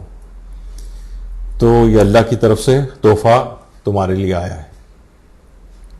اچھا دیکھیے جو افراد یہ پیسوں والی نیکی کرتے ہیں، خاص طور پر پیغمبر اکرم فرماتے ہیں کہ ابلیس ایسے افراد کی طرف جو اپنے مال سے نیکیاں بجا لاتے ہیں، اپنے مضبوط ترین افراد کو بھیجتا ہے۔ مضبوط ترین افراد یعنی چھوٹے موٹے شیاطین کو نہیں بھیجتا، یہ بہت مضبوط شیاطین کو بھیجے گا جو مختلف طریقوں سے اس کو بعض اوقات شکوک و شبہات کے اندر مبتلا کریں گے، بعض اوقات اس کو پیسوں کی کمی کا احساس وہ دلائیں گے کہ بھئی ایسا نہ ہو کہ تم اس طرح سے دیتے رہے تو تم تو بالکل ہی کنگال ہو جاؤ گے. بہت ساری اس طرح کی چیزوں سے شیاطین، اور وہ بڑے شیاطین کو ان کی طرف بھیجتا ہے، کیونکہ ایسے افراد جو اپنے مال سے نیکی بجا لاتے ہیں بہت بڑا ان کا اجر و ثواب ہے. یہ بڑے خدائی سفیر ہیں ایک لحاظ سے. تو شیاطین کی بھی توجہ، ابلیس کی توجہ بھی بہت ان کی طرف ہو جاتی ہے، کس طرح سے ان کو روک دیا جائے، ان کے ہاتھ کو کھلنے سے روکا جائے. تو نیک کام بجا لانے میں شیطان اس انداز سے رکاوٹیں ڈالتا ہے جس کی طرف توجہ دینے کی ضرورت ہوتی ہے. دیکھیے مومن کی مدد کا اس قدر ثواب ہے کہ دیکھیے صفا و مروہ میں صحیح کرنا، پیغمبر فرماتے ہیں کہ گناہوں سے انسان کو پاک کر دیتا ہے. اور چھٹی امام فرماتے ہیں جس شخص نے اپنے بھائی کی حاجت روائی کے لیے قدم آگے بڑھائے گویا اس نے صفا و مروہ کے درمیان صحیح انجام دی. یعنی یہ جو آپ اپنے مسلمان بھائی کے لیے اس کی کسی حاجت روائی کے لیے قدم بڑھا رہے ہیں، ضروری نہیں کہ صرف پیسے دینے کے حوالے سے، مثلا کسی کا رشتہ کروانا ہے، آ رہے ہیں جا رہے ہیں، میل ملاقات ہو رہی ہے، کسی کی پرابلم کو سولو کروانے کے لیے آپ قدم آگے بڑھا رہے ہیں، یہ گویا آپ صفا و مروہ کے درمیان صحیح کر رہے ہیں. اور پیغمبر فرماتے ہیں صفا و مروہ میں صحیح کرنا گناہوں سے پاک کر دیتا ہے. یعنی آپ نے یہ جو قدم آگے بڑھائے ہیں یہ آپ کو گناہوں سے پاک کر رہے ہیں. مومن کی مدد کا اس قدر ثواب ہے جو کہ پورے سال جاری رہنا چاہیے. اور خالی صرف یہی نہیں کہ ہم سوچتے ہیں صرف انسان کی حد تک، دو مخلوقات ایسی بھی ہیں ان کی بھی مدد کریں. حضرت امام محمد تقی علیہ الصلوۃ والسلام فرماتے ہیں اللہم صلی علی محمد وآل محمد کہ امر بالمعروف و نہی عن المنکر خدا عز و جل کی دو مخلوقات ہیں، پس جو ان دو کی مدد کرتا ہے خدا انہیں عزت و عظمت عطا کرتا ہے، اور جو انہیں بے یار و مددگار چھوڑ دیتا ہے تو خدا بند متعال بھی ان افراد کو دنیا اور آخرت میں بے یار و مددگار چھوڑ دیتا ہے. یعنی امر بالمعروف اور نہی عن المنکر یہ بھی خدا کی مخلوق ہیں اور ان کی بھی مدد کرنی چاہیے. تو یعنی امر بالمعروف اور نہی عن المنکر کرنا چاہیے. تو ہم لوگ فقط یہی سوچتے ہیں کہ بس صرف مال وال دے دینا مدد ہے، نہیں، یہ بھی مخلوقات ہیں، ان کی بھی مدد کریں. یعنی ان کو اجرا کریں، لوگوں کو برائیوں سے روکیں، لوگوں کو نیکیوں کی دعوت دیں. تو یہ ہوگا کہ گویا آپ نے اللہ کی ان دو مخلوقات کی مدد کی. اچھا اب دیکھیے بعض اوقات یہ بھی ہوتا ہے ہمارے ہاں کہ لوگ بیچارے ان کے اخراجات مستقل بڑھ رہے ہیں. جیسے غیر شادی شدہ تھا، اب شادی شدہ ہو گیا ہے، اب اس کے اخراجات بڑھ گئے ہیں، اولاد ہو گئی، اخراجات مزید بڑھ گئے ہیں. اکثر لوگ جاتے ہیں اپنے جہاں وہ ملازمت کرتے ہیں اپنے مالک کے پاس گئے کہ حضور میری سیلری تو بڑھا دیجئے، میری شادی ہو گئی. تو فیکٹری کے مالک صاحب کہتے ہیں کہ بھئی فیکٹری کے باہر ہونے والے حادثات کے ہم ذمہ دار نہیں ہیں. تو بعض اوقات اس طرح سے بھی ہوتا ہے کہ لوگ خود غرض بعض اوقات بن جاتے ہیں. یعنی دیکھیے اس حد تک ہمیں اس کا حکم ہے کہ سلامتی کا پیغام سب لوگوں کے لیے بننا ہے. کسی نے صحیح کہا ہے نا کہ جس امت کو قبرستان سے گزرتے ہوئے مردوں کو سلام کرنے کا حکم ہے وہ اس قدر بے حس ہو گئے کہ زندوں کو بھی بغیر مطلب کے سلام نہیں کرتے. اور جس طریقے سے لوگ کہتے ہیں کہ صحیح کہتے ہیں کہ دیکھیں جب کوئی شخص مردہ ہو جاتا ہے تو ہر شخص کی پوری کوشش یہ ہوتی ہے کہ اس کے جنازے کو کندھا دیں. اتنی بڑی بڑی لائنیں لگ جاتی ہیں دور دور تک، اتنی لمبی لائن ہے. یعنی لوگ جو ہیں مردے کو کندھا دینا کتنی فضیلت کی بات سمجھتے ہیں، اور ہے بھی. اسی طرح اگر کوئی زندہ کو اگر کندھا دینے کی بات آ جائے، یعنی اس کو سہارا دینا، یہ کس قدر افضل ہوگا اس کی زندگی. یعنی ہم کیا کسی کے مرنے کا انتظار کریں کہ جو مر جائے گا تو اس کے جنازے کو کندھا دیں گے؟ ارے بھائی زندگی میں اس کی مدد کرو، اس کو سہارا دو، اس کو کندھا دے دو. تو یہ سب چیزیں ایسی ہیں کہ تو زندگیاں کتنی لوگوں کی اس طرح سے آسان ہو جائیں. اور جیسے کہ بھی آپ نے سنا ہی تھا کہ کتنی اپنے آپ کو بلکہ مشقت میں ڈالنا چاہیے لوگوں کی مدد کرنے کے لیے، قربانی دینی چاہیے. جیسے کہ صاحب کہہ رہے تھے نا، کوئی لطیفے میں بھی تھا کہ لوگ سمجھتے ہیں کہ صرف بیٹے کو قربانی بیٹے کی قربانی دینا ہی سنت ابراہیم ہے. ارے بھائی بیوی کو ریگستان چھوڑ کر آنا بھی سنت میں شامل ہے. بہرحال یہ تو مذاق کی باتیں لوگ اس طرح سے کرتے ہیں. لیکن یہ ابھی دیکھیں کہ یہ شخص ہے, اس نے پانی سے لوگوں کو نکالنے کے لیے کتنی دیر پانی کے اندر کھڑا رہا کہ اس کے اپنے پاؤں جو ہے اس سے متاثر ہو گئے. تو مشقت میں اپنے آپ کو ڈالا لوگوں کے لیے. تو یہ تمام چیزوں کا بڑا خیال رکھنا چاہیے. کسی نے یہ بھی بہت اچھا کہا کہ ساری عمر جینے کی کوئی وجہ نہیں پوچھتا ہے, لیکن مرنے کے بعد سب پوچھتے ہیں کیسے مر گیا. ارے بھائی زندگی میں پوچھ لو کہ یہ کس طرح سے زندگی گزار رہا ہے, کوئی اس کو مشکل تو نہیں ہے. مرنے کے بعد تو سب پوچھتے ہیں کیسے مر گیا, یہ زندہ کیسے, یہ بھی پوچھ لیا کرو. تو واقعتاً یہ سب چیزیں ہیں جن کو بڑا سوچنا چاہیے, سمجھنا چاہیے. اچھا, اب رمضان المبارک میں جو ہم استقبال ہم اس کو کریں گے, چند دن کے بعد آنے والا ہے. دیکھیے استقبال رمضان, جیسے کہ اس سے پہلے بھی جو نشستیں ہوئی ہیں اس میں بھی بات بیان ہوئی تھی کہ جو جتنی عظیم چیز اور شخصیت ہوتی ہے اس کا اسی قدر اس کا استقبال کیا جاتا ہے. ایک عام کوئی شخص آپ کے گھر آ رہا ہے تو زیادہ زیادہ استقبال یہ ہوگا کہ ہم گھر کے کپڑے ہم نے اپنے چینج کر لیں گے اور مہمان کے سامنے جانے والے اس میں حلیے میں آ جائیں گے. لیکن کوئی بہت بڑی شخصیت, کوئی بہت بڑا حکومتی عہدیدار, مثلا عام دنیاوی اعتبار سے بات کر رہا ہوں, صدر پاکستان آ رہے ہیں, وزیر اعظم آ رہے ہیں, تو آدمی ان کے شایان شان استقبال کرے گا. یا کوئی دینی عظیم شخصیت آپ کے گھر آ رہی ہے, آیت اللہ سیستانی آ رہے ہیں, آیت اللہ رہبر معظم خامنہئی آ رہے ہیں, تو استقبال کی نوعیت بالکل الگ ہو جائے گی. تو جس کی عظمت آپ کی نگاہ میں زیادہ ہوگی اسی قدر آپ اس کا استقبال کریں گے. لیکن البتہ استقبال ماہ رمضان کا ایک اہم چیز یہ بھی ہے طریقہ کہ سابقہ رمضان کے جو قضا روزے ہیں ان کو آپ اس رمضان کے شروع ہونے سے پہلے رکھ لیں. کفاروں کے بھی روزے ہوتے ہیں, فدیے بھی ہوتے ہیں, کفارہ تاخیر ہوتا ہے کبھی. اور امام خمینی تو خاص طور پر قضا روزوں کے سلسلے میں بہت تاکید فرماتے تھے کہ اگلے رمضان کو آنے سے پہلے سب کو وہ روزے رکھ لینے چاہیے. اپنے گھر میں بھی اس بات کا بہت اہتمام کرتے تھے کہ اپنی اولادیں, بلکہ اولاد کی اولادوں کا بھی معاملہ ہوتا تھا, اپنے پوتے نواسوں وغیرہ کا. تو مثلا مسافرت کی وجہ سے کبھی کسی کے روزے چھوٹ گئے ہیں, خواتین کے ایام کے روزے چھوٹے ہوئے ہیں, مثلا حاملہ عورتیں ہیں ان کے کچھ روزے رہ گئے ہیں, دودھ پلانے والیوں کے مثلا رہ گئے ہیں. تو بہرحال جیسے کہ ہوتا ہے عام طور پر گھروں میں, تو سردیوں کے دنوں میں یعنی اگلے رمضان کے آنے سے پہلے جو سردیاں ہوتی تھیں وہ اپنی نگرانی میں اپنی اولادوں کے ان روزوں کو رکھوا دیا کرتے تھے. یعنی اہتمام کرتے رمضان ہے کہ جو پچھلے سال کے جو روزے قضا ہو گئے ہیں وہ لازمی سردیوں کے اندر رکھ لی جائیں. اس میں سے نسبتاً آسانی بھی ہوتی ہے, کوئی عذر بھی نہیں ہوتا ہے. تو استقبال رمضان کا ایک اہم طریقہ یہ بھی ہے کہ اس طرح کے اپنے جتنے بھی فدیے, کفارہ تاخیر, قضا وضا, یہ سب کچھ انجام دے لینے چاہیے. یہ استقبال رمضان کا ایک طریقہ ہے تاکہ پچھلے سال کے واجبات سارے ادا ہو گئے. اب جو نیا جو رمضان آ رہا ہے اس میں ہم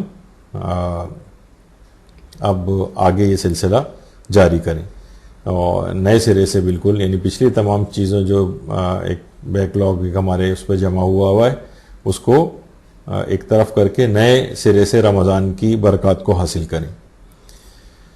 تو ایک چیز یہ بھی ہے, اور خاص طور پہ بچوں اور چھوٹی لڑکیوں کو ماہ رمضان کی اہمیت ان کی نگاہ میں کم نہ ہونے دیں. یہ امام خمینی کا بھی طریقہ کار تھا. امام خمینی کے بیٹے فرماتے ہیں احمد خمینی کہ جب ہم قم میں ہوتے تھے تو پانی کی بہت شدید قلت اس زمانے میں قم میں ہوتی تھی. کہتے ہیں نہ گھر میں ہمارے پنکھا تھا, نہ اس زمانے میں روم کولر تھا, تو اتنی شدید گرمی تھی کہ سوچا نہیں جا سکتا اس کا. تو فرماتے ہیں کہ اس زمانے میں میری جو بیٹی تھی, بڑی بیٹی, وہ تازہ بالغ ہوئی تھی, 9 سال قمری مکمل کر لیے تھے لیکن بہت کمزور تھی. پہلے ہی روزہ رکھنے میں اتنی شدید گرمی ہو, پنکھا بھی نہ ہو, روم کولر بھی نہ ہو, پہلے ہی روزے میں اس کی حالت بہت زیادہ خراب ہو گئی. تو امام خمینی نے کہا کہ بلکہ امام خمینی سے آ کر اس نے کہا کہ دادا کل کا روزہ تو میں نہیں رکھ سکوں گی, مجھ میں ہمت نہیں ہے. امام خمینی فرماتے ہیں کہ میں نے دیکھا کہ میں اس کو مجبور نہیں کیا جا سکتا, ظاہر ہے شرعی طور پر بھی نہیں کیا جا سکتا, لیکن کہیں ایسا نہ ہو کہ جب یہ روزہ چھوڑے تو اس کی نگاہ میں روزے کی رمضان کی اہمیت کم ہو جائے. کہہ رہے ہیں کہ میں نے فوراً اپنے ایک عزیز کو بلایا کہ تم آج رات ہی اس کو مسافرت پر تہران لے جاؤ. کیونکہ وہ خود فرماتے ہیں کہ جب میں نے یہ دیکھا کہ یہ روزہ نہیں رکھ سکتی تو مناسب یہی سمجھا کہ اسے مسافر بنا دیا جائے. یعنی 10 روز سے کم کا اگر سفر ہے تو روزے قصر ہو جاتے ہیں. تو اب یہ سفر پہ گئی تو اب اس کی نگاہ میں اہمیت کم نہیں ہوگی کہ ماہ رمضان المبارک تھا, مجھ پر روزے رکھنے واجب تھے, لیکن سفر میں کیونکہ روزہ رکھنا حرام ہے, اب شرعی مجبوری کی وجہ سے میں نے روزہ نہیں رکھا. لیکن یہ ویسے ہی اگر روزہ چھوڑتی کہ مجھ سے نہیں روزہ رکھا جا رہا ہے تو اس کی نگاہ میں ماہ رمضان کی اہمیت کم ہو جاتی. تو بہرحال اس طرح سے یہ ہے کہ مسافر, دیکھیے اگر ہے, ایک بات اس میں اور بیان کر دی جائے کہ مسافر جان بوجھ کر, یعنی اگر کوئی شخص ہے وہ چاہے کہ میں ماہ رمضان المبارک, کوئی بھی مجبوری بھی ہو سکتی ہے, وہ مثلا ایسے رمضان میں کوئی امتحانات آ جائیں, اب معلوم ہے کہ والدین دیکھ رہے ہیں کہ یہ امتحانات کی وجہ سے روزے نہیں رکھے گا یا نہیں رکھے گی, یا مثلا 21 رمضان المبارک کو جلوس وغیرہ کی بہت پریپریشن ہوتی ہے, جو افراد اس میں باقاعدہ ان کو توفیقات ملی ہوئی ہیں اور وہ لوگ جلوس کے انتظامات کرتے ہیں, تو واقعتاً بہت شدید گرمی کے دن وہ ہوتے ہیں. اب اس میں کہیں ایسا نہ ہو کہ ان کا روزہ یا تو بہت مشکل ہو جائے انتظامات کرنے میں, یا روزہ ہی نہ چھوڑ دیں وہ. تو ان کے لیے آسان حل یہ ہے کہ وہ ایسے افراد کو شریعت نے سہولت دی ہے کہ جان بوجھ کر بھی اپنے روزے کو قصر کیا جا سکتا ہے. یعنی شرعی مسافت طے کر کے شہر سے باہر جائیں, اور گھنٹہ 1.5 گھنٹہ تقریباً لگتا ہے عام طور پہ وہاں, جب شرعی مسافت طے کر لیں کہ روزہ قصر ہو جائے تو وہاں کچھ کھا پی لیں, اور پھر اس کے بعد وہاں سے واپس اپنے شہر واپس آ جائیں. اب روزہ ان کا قصر ہو جائے گا, پھر وہ دن میں کھاتے پیتے بھی رہیں تو مسئلہ نہیں ہوگا. بعد رمضان اس روزے کی قضا کرنی ہوگی, کوئی کفارہ وغیرہ بھی نہیں ہے, صرف قضا کرنی. تو اس سے کیا ہوگا کہ بہت سارے ایسے جوان وغیرہ, بہت سے لوگ بڑے اعتراض بھی کرتے ہیں کہ ارے بھائی لو, آپ یہ بھی تو دیکھیے کہ لوگوں کی مختلف جو حالتیں ہیں, ان کو روزے جو بلا وجہ وہ قضا کرتے یا حرام طریقے سے قضا کرتے, تو ایک شرعی طریقہ ان کو بتا دینا چاہیے کہ وہ قصر کر لیں اس کو اس طریقہ کار سے, اور پھر اس کے بعد رمضان اس روزے کی قضا کر لیں. اس سے ماہ رمضان, یعنی ایسے افراد کے جو کہ روزہ اپنا اس طرح سے چھوڑ رہے ہوں اور اس کے بعد وہ مثلا جلوس وغیرہ کی تیاری کر رہے ہوں, روزے کو اپنے نہ رکھ کر, کہ شروع سے ہی وہ روزہ نہیں رکھ رہے ہیں کہ مجھے آج تو بہت کام کرنے ہیں, تو امام علیہ السلام جن کے وہ جلوس کی آپ تیاری کریں وہ کب آپ سے خوش ہوں گے. تو جو شریعت نے طریقہ بتایا اس کو معلومات اپنی بڑھانی چاہیے, اور شرعی جو اجازتیں ہیں ان کو اس سلسلے میں استعمال کر لینا چاہیے. تو بہرحال یہ اس طرح سے ہوتا ہے. تو جو بہتر مومن ہے وہ ان ایام کے اندر عرفانی طور پر اپنے سیر و سلوک وغیرہ کے منازل کو بھی چاہے تو طے کر سکتا ہے, یعنی روحانیت کے درجات کو بڑھا سکتا ہے. اور اس میں ایک طریقہ یہ بھی ہے کہ دیکھیے ماہ رمضان المبارک میں فقہی احکام کو جاننے کا جذبہ بھی بڑھائیں. دیکھیے عام طور پر یہ بھی دیکھنے میں آتا ہے کہ ماہ رمضان المبارک میں یعنی ابھی ہم یہ ذکر کر رہے ہیں کہ فقہی احکام کو پہلے کی نسبت زیادہ آپ, کیونکہ لوگوں کا ارتباط 2 جگہوں پہ دیکھا گیا کہ احکام میں ان کی رغبت بہت بڑھ جاتی ہے فقہی احکام میں. ایک تو یہ کہ مثلاً جس وقت حج کا زمانہ آتا ہے, حج پہ انسان موجود ہوتا ہے, خدا کرے کہ یہ منظر ہم دوبارہ اپنی آنکھوں سے اسی طریقے سے خانہ خدا کو بھرا ہوا دیکھیں حاجیوں سے. اب تو دیکھ کر اگر دیکھتے بھی ہیں تو چند افراد صرف طواف کر رہے ہوتے ہیں تو دل خون کے آنسو رو رہا ہوتا ہے. تو بہرحال 2 مواقع پر, ایک تو حج کے موقع پر لوگ بار بار پوچھنے آ رہے ہوتے ہیں کہ ہمیں یہ بتائیے یہ مسئلہ وہ مسئلہ, ہر وقت یعنی فقہی احکام کی بہت زیادہ لوگ اس میں پرواہ کر رہے ہوتے ہیں. ایک تو حج کے موقع پہ دیکھنے میں آتا ہے, اور دوسرا ماہ رمضان المبارک میں بھی دیکھنے میں آتا ہے کہ لوگ بار بار آ کر پوچھتے ہیں یہ ہو گیا تو کہیں میرا روزہ باقی ہے یا نہیں, یہ ہو گیا. اتنا زیادہ ہمارے ان باکسز جو ہیں مدرسے کے وہ ہزاروں سوالات سے بھر جاتے ہیں, پہلے بھی اور اس کے بعد بھی. بہت زیادہ سفر کے احکام ہیں, چاند کے احکام ہیں, قضا ہیں, کفارے ہیں, اور یہ اور بیماروں کے مسئلے, اور نہ جانے کیا کچھ. تو بہرحال اس کے اندر بہت زیادہ اس کا بڑھ جاتا ہے. تو مومن کا کمال بھی اس میں یہی ہے کہ ہر عمل کرنے سے پہلے حکم خدا معلوم کرے, ہر عمل سے پہلے حکم خدا معلوم کرے, اس کے مطابق عمل کرے. ایک صاحب کو کسی ڈاکٹر صاحب نے کہہ دیا تھا کہ میں نہانا نہیں ہے, پتہ چلا اگلے سال وہ آئے ہیں کہ ڈاکٹر صاحب کیا اب میں نہا سکتا ہوں, تو پتہ چلا کہ وہ ایک سال تک نہائے نہیں. اس طرح سے بھی نہ ہو, انسان اپنی عقل کو استعمال کرے, بلکہ ہر عمل سے پہلے جو ہے وہ علماء سے دریافت کر لے, کہ تاکہ یعنی پھر عمل کرنے کے بعد پوچھنے کے لیے آئیں گے تو آپ کے پاس آپشنز بہت کم ہوں گے. تو بہرحال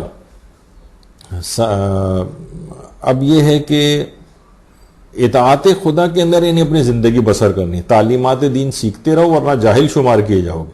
روزانہ کی بنیاد پہ اپنے علم کو آپ کو بڑھانا ہے. تو اطاعت خدا کے اندر, اچھا حیرت کی بات یہ ہے, لوگ صحیح کہتے ہیں کہ لوگ ایمان و اطاعت پہ مرنا تو چاہتے ہیں لیکن اطاعت پر زندگی بسر کرنا نہیں چاہتے. یعنی اطاعت پر زندگی بسر کیجئے تو پھر خود بخود اطاعتی پر موت آئے گی. لوگ کہتے ہیں بھائی ایمان پر ہمارا خاتمہ ہو, بھائی ٹھیک ہے ایمان پر خاتمہ ہو, لیکن زندگی بھی تو ایمان کے مطابق اور عمل کے مطابق گزاری جائے گی نا, ورنہ کیا ہوگا کہ زبردستی عمل کروایا جائے گا آپ سے. جو کوئی بھی شخص پیغمبر فرماتے ہیں علم کا ایک باب سیکھے تاکہ رضائے الہی کی خاطر سے دوسرے لوگوں کو سکھائے, خدا اسے 70 انبیاء کا درجہ کا اجر عنایت فرمائے گا. علم کا ایک باب, جیسے ہم نے پچھلی دفعہ بھی ذکر کیا تھا کہ مثلا خواتین کے فقہ احکام کا باب ہی آپ سیکھ لیں, رضائے الہی کی خاطر دوسروں کو سکھائیں, 70 انبیاء کا اجر عنایت فرمائے گا پروردگار. علم کا ایک باب سیکھنے کی فضیلت. وضو آپ لوگوں کو ٹھیک کراتے رہیں, نمازیں ٹھیک کراتے رہیں, حج ٹھیک کرواتے رہیں, اس طرح سے علم کا ایک باب سیکھ کر رضائے الہی کی خاطر لوگوں کو سکھانا. تو اگر نہیں ہوگا یہ اس طرح سے تو بعض اوقات یہ ہوتا ہے نا عذاب کے طور پر چیز آپ کو زبردستی بھی منوائی جاتی ہے.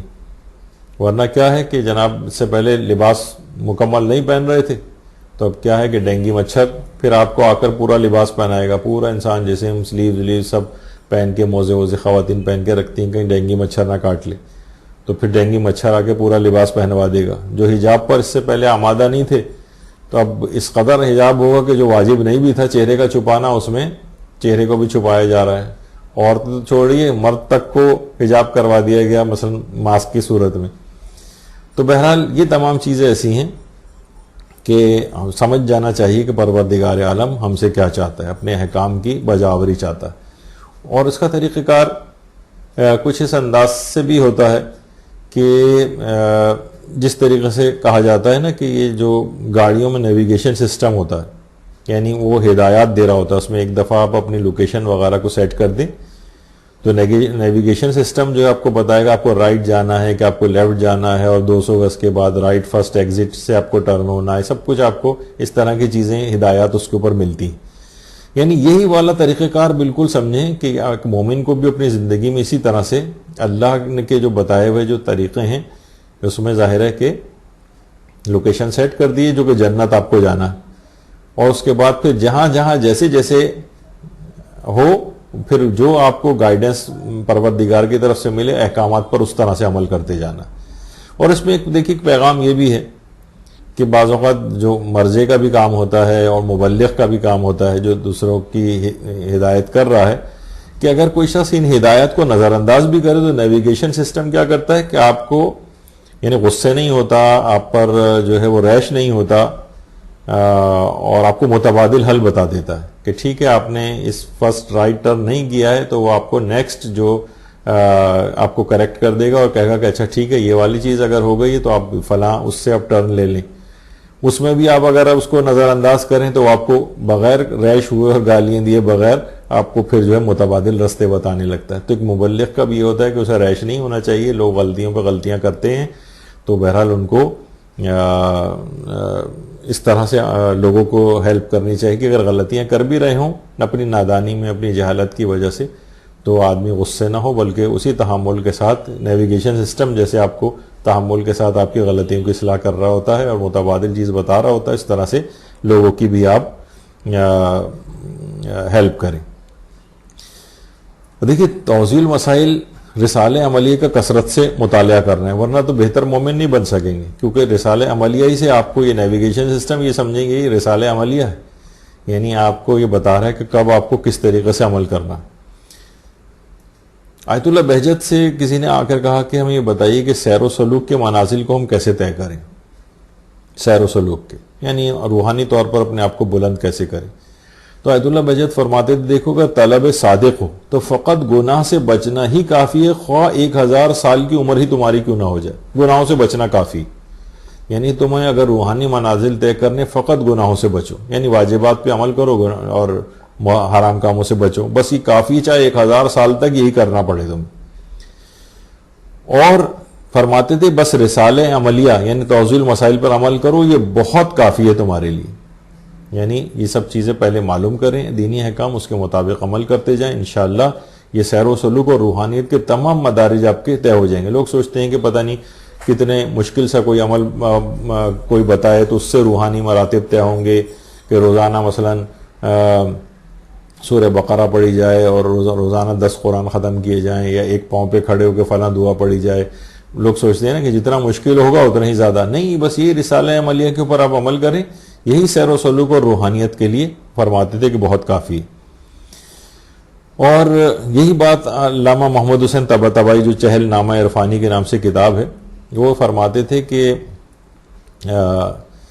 سیر و سلوک کے لیے اور روحانیت اپنی قوی کرنے کے لیے، دیکھیں مومن ایک بہتر مومن اسی وقت بنے گا جس قدر اس کی روحانیت قوی ہوگی، روحانیت جس قدر قوی ہوگی، تو فرماتے تھے کہ روزانہ سونے سے پہلے مسبحات، جو سورہ مسبحات ہیں، 5 سورہ ایسے ہیں جو ان کو مسبحات کہا جاتا ہے۔ مسبحات کون سے سورہ ہیں؟ سورہ حدید ہے، سورہ حشر ہے، سورہ صف ہے، سورہ جمعہ ہے، سورہ تغابن ہے، یہ 5 سورے ہیں۔ اور فرماتے تھے کہ اگر یہ کوئی 5 سورہ اگر کسی کے لیے پڑھنا ممکن نہ ہو تو فقط وہ سورہ حشر پر بھی اکتفا کر سکتا ہے، تو انشاءاللہ وہ سیر و سلوک کے منازل طے کرے گا۔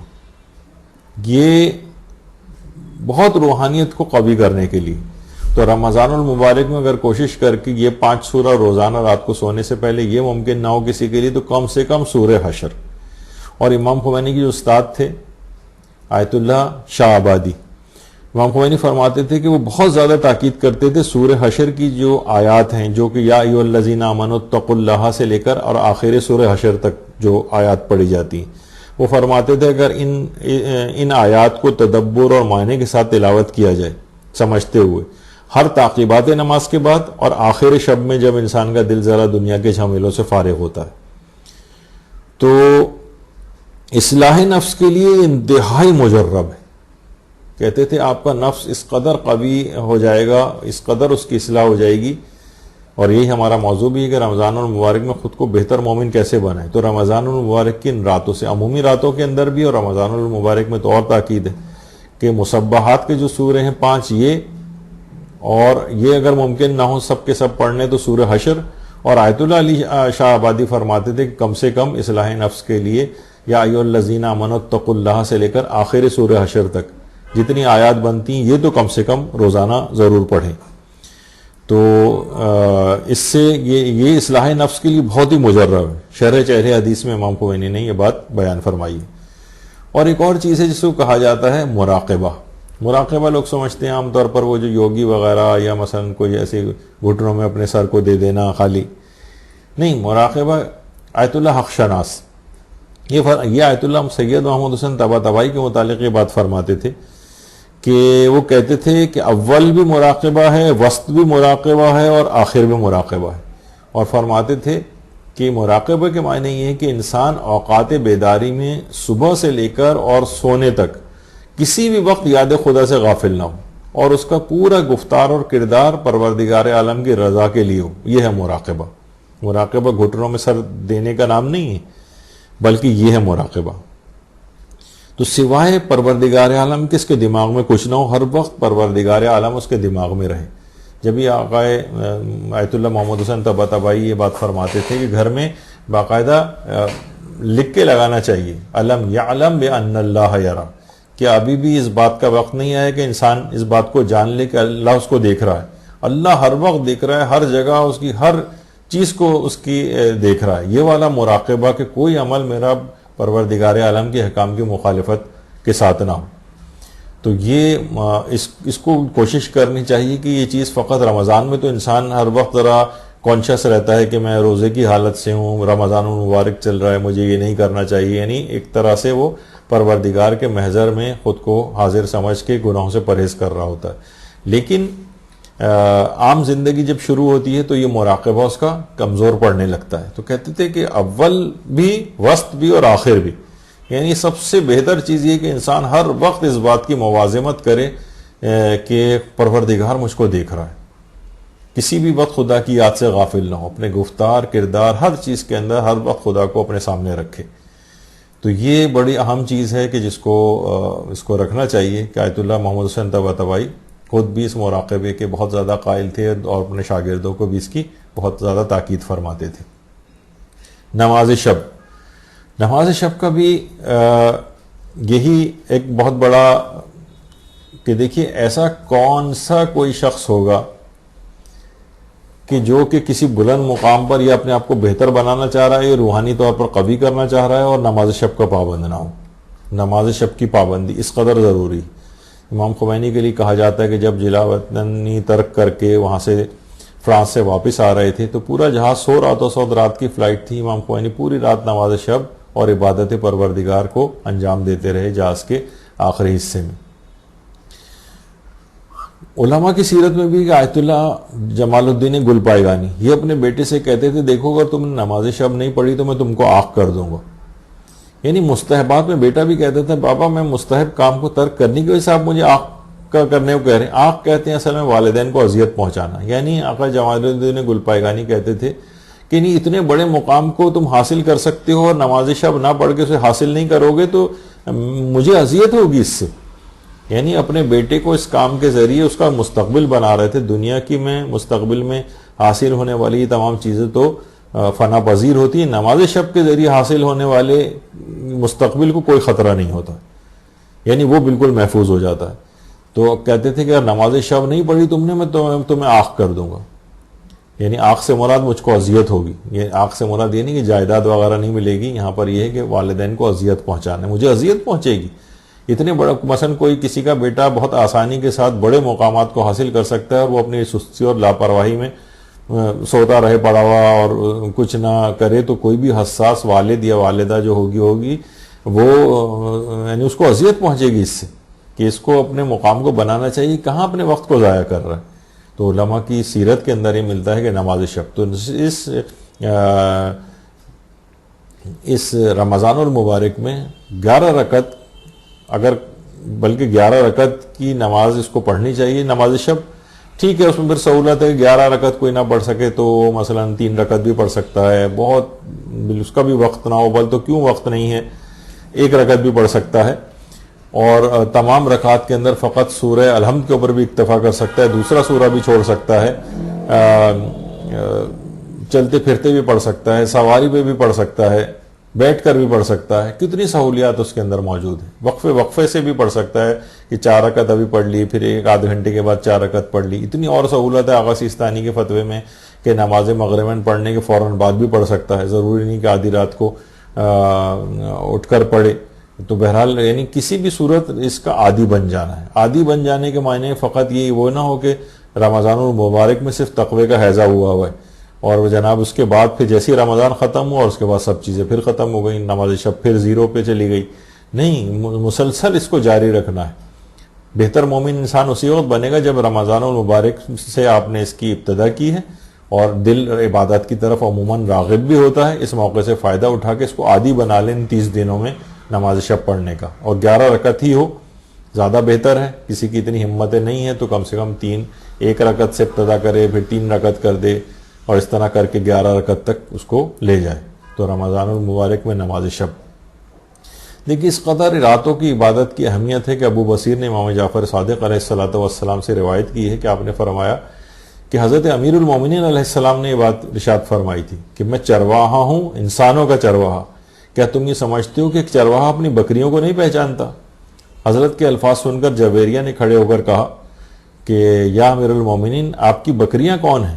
تو آپ نے فرمایا شب بیداری کی وجہ سے زرد چہروں والے اور ذکر خدا سے خشک ہونٹوں والے. یعنی امیر المومنین بھی یہ بات چاہتے ہیں کہ شب بیداری میں عبادت خدا کرنے والے ان کے چاہنے والے ہوں، ذکر خدا میں ان کے ہونٹ خشک ہو جائیں، اس قدر ذکر خدا کرنے والے ہوں. اصلاً یہ امیر المومنین کو چاہیے. ان کو کہا جاتا ہے یہ ہیں علی کے پیچھے پیچھے چلنے والے. اس طرح چرواہا آگے آگے چل رہا ہوتا ہے اور اس کے پیچھے پیچھے سب بکریاں چل رہی ہوتی ہیں، تو اس کے نقش قدم پر چل رہی ہوتی ہیں. تو حضرت امیر فرماتے میں چاہتا ہوں کہ اس طرح سے، تو یہ کون سا شخص ہوگا کہ جو کہ نماز شب نہیں پڑھ رہا ہے، حتیٰ کہ رمضان المبارک میں بھی نماز شب کا پابند نہیں بن رہا ہے، تو یہ پھر خود کو ایک بہتر مومن نہیں بنا سکے گا اور رمضان المبارک تقریباً اپنا یہ ضائع کر دے گا.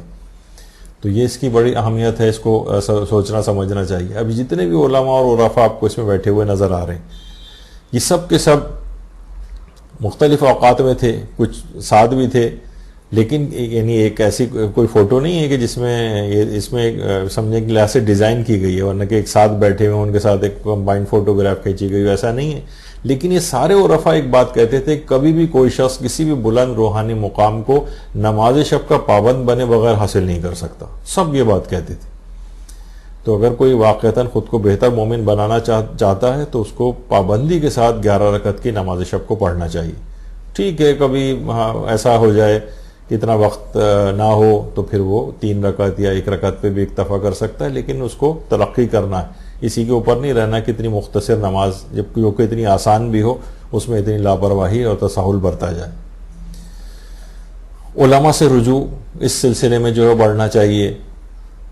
ہر عمل سے پہلے پوچھ لینے کی عادت اس کو ڈالنی چاہیے. اب ہم تیز رفتاری کے ساتھ کیونکہ اتنا وقت نہیں ہے کہ اس کو بہت زیادہ طویل کیا جائے، اور لوگوں کو مسلسل معاف کر دینے کا اس کے اندر جذبہ پیدا ہونا چاہیے. رمضان المبارک میں کتنا درگزر آپ کرتے ہیں، کسی بات پہ غصہ آ رہا ہوتا ہے تو دوسرے کو معاف کرتے ہیں. یہ والا جذبہ مسلسل آگے کی زندگی میں بھی پیدا ہونا چاہیے. مبلغین بھی خود کو بہتر بنانے چاہیے. مبلغین کو چاہیے کہ خود کو بہتر بنائیں. یعنی وہ والی صورتحال نہ ہو کہ وہ جنت میں جب ایک عورت اور مرد کی شادی تھی، بلکہ ایک عورت نے کہا کہ کسی جنتی مرد سے میری تجویز فرما دیجئے، فرشتوں سے کہا. تو لطیفے میں ملتا ہے کہ فرشتوں نے کہا کہ پہلے کسی مولوی صاحب کو تو آنے دیجئے. تو بعض اوقات یہ بھی ہوتا ہے کہ مبلغین دوسروں کی تو بڑی اصلاح کی فکر کر رہے ہوتے ہیں اور خود عام طور پر خود اس سے غافل ہوتے ہیں. یعنی میں بیٹھا بڑی تقریر کر رہا ہوں کہ جناب آپ نماز شب پڑھیں اور خود مثلا نہ پڑھوں. آپ کو بہت اگر کہوں کہ مسائل دین کو سیکھیں اور خود نہ سیکھ رہا ہوں تو اس گفتگو میں کوئی اثر بھی پیدا نہیں ہوگا. مبلغین کو چاہیے کہ خود کو بہتر بنائیں، بہتر سے بہتر بنائیں، عام عوام سے خود کو بہتر بنائیں. بلکہ دیکھنے میں آتا ہے بعض اوقات عام عوام ان سے زیادہ بہتر عمل کر کے دکھا رہی ہوتی ہے، اور وہ بس علم کی حد تک حاصل کر لیا ہے اور تقریر کر لیتے ہیں لیکن خود اس پر عامل نہیں ہو پاتے. تو خود کو بہتر بنانا ہے، زیادہ سے زیادہ بہتر بنانا ہے. گناہوں سے اجتناب میں شدت آنی چاہیے. اس پہ تو کیونکہ ہمارے پہلے بہت گفتگو اس معاملے میں ہو چکی ہیں. گناہوں سے اجتناب میں شدت ہونی چاہیے. جتنی عام زندگی میں گناہوں سے پرہیز تھا اس میں اس سے زیادہ شدت ہونی چاہیے. دیکھیے کتنے ایسے ہمیں ملتا ہے. یہ مثال کے طور پر جیسے کہ نائی ہے ایک، اس نے باقاعدہ لکھ کے لگایا ہوا یہاں پر شیو نہیں کی جاتی. یعنی یہ والا کیونکہ گناہ ہے کسی کے بھی داڑھی مونڈنا. تو ایسا کچھ نہیں ہے بلکہ کہ آپ کے رزق پر اور روزی کے اوپر کوئی اس قسم کا کوئی اثر جو ہے وہ مرتب ہو جائے گا. ایسا کچھ بھی نہیں ہوتا. لوگ صرف ہمارے دماغ کے اندر ہی ہوتا ہے کہ ہمارا کہیں وہ نہ ہو جائے اور ہماری کہیں رزق اور روزی میں کوئی کمی واقع نہ ہو جائے. ایسا کچھ بھی نہیں ہوتا. تو گناہوں سے بچنے میں شدت ہو اس لحاظ سے ہونی چاہیے. جب بھی ہمارے 5ویں امام محمد باقر علیہ الصلوۃ والسلام فرماتے ہیں کہ پرہیزگاری کو اپنا کر ہمارے مشن میں ہماری مدد کرو. امام کے مشن میں مدد کرنا. دیکھیے اس حد تک یعنی زندگی میں بھی نظر آتا. رہبر معظم خاتون ان کے پاس آ رہی تھی کچھ بات کرنے کے لیے، تو ایسا نہ ہو کہ مرد ان سے ٹکرا رہے تھے تو اپنے ہاتھ آگے بڑھا کر روک رہے ہیں کہ اس سے کوئی ٹچ نہ ہو جائے. یعنی دین پر عمل میں اس طرح سے انداز اختیار کرنا. ملک شام میں جب بمباری ہو رہی تھی اور ایک عمارت کے ملبے سے زندہ بچنے والی ایک باحجاب خاتون جب باہر آئیں تو اس نے سب سے پہلے آ کر یہی کہا کہ مجھے ہاتھ مت لگانا، میں بالکل ٹھیک ہوں. یعنی لوگ اس کو بچانے کے لیے آ رہے تھے لیکن اس نے کہا کہ نہیں، نامحرم کا ہاتھ مجھ پر نہیں لگنا چاہیے. ورنہ اس موقع میں یعنی دین پر ہر وقت اس طریقے سے کاربان ہونے کا خیال یہ انسان کو ایک بہتر مومن جو ہے وہ بناتا ہے. گناہوں سے اجتناب میں شدت ہونی چاہیے عام کی حد جو عام عمومی زندگی میں جتنی ہے اس سے کہیں زیادہ. اسی طرح سے سادہ زندگی انسان کو جو ہے کوشش کریں کہ وہ سادہ زندگی جو ہے وہ گزارے.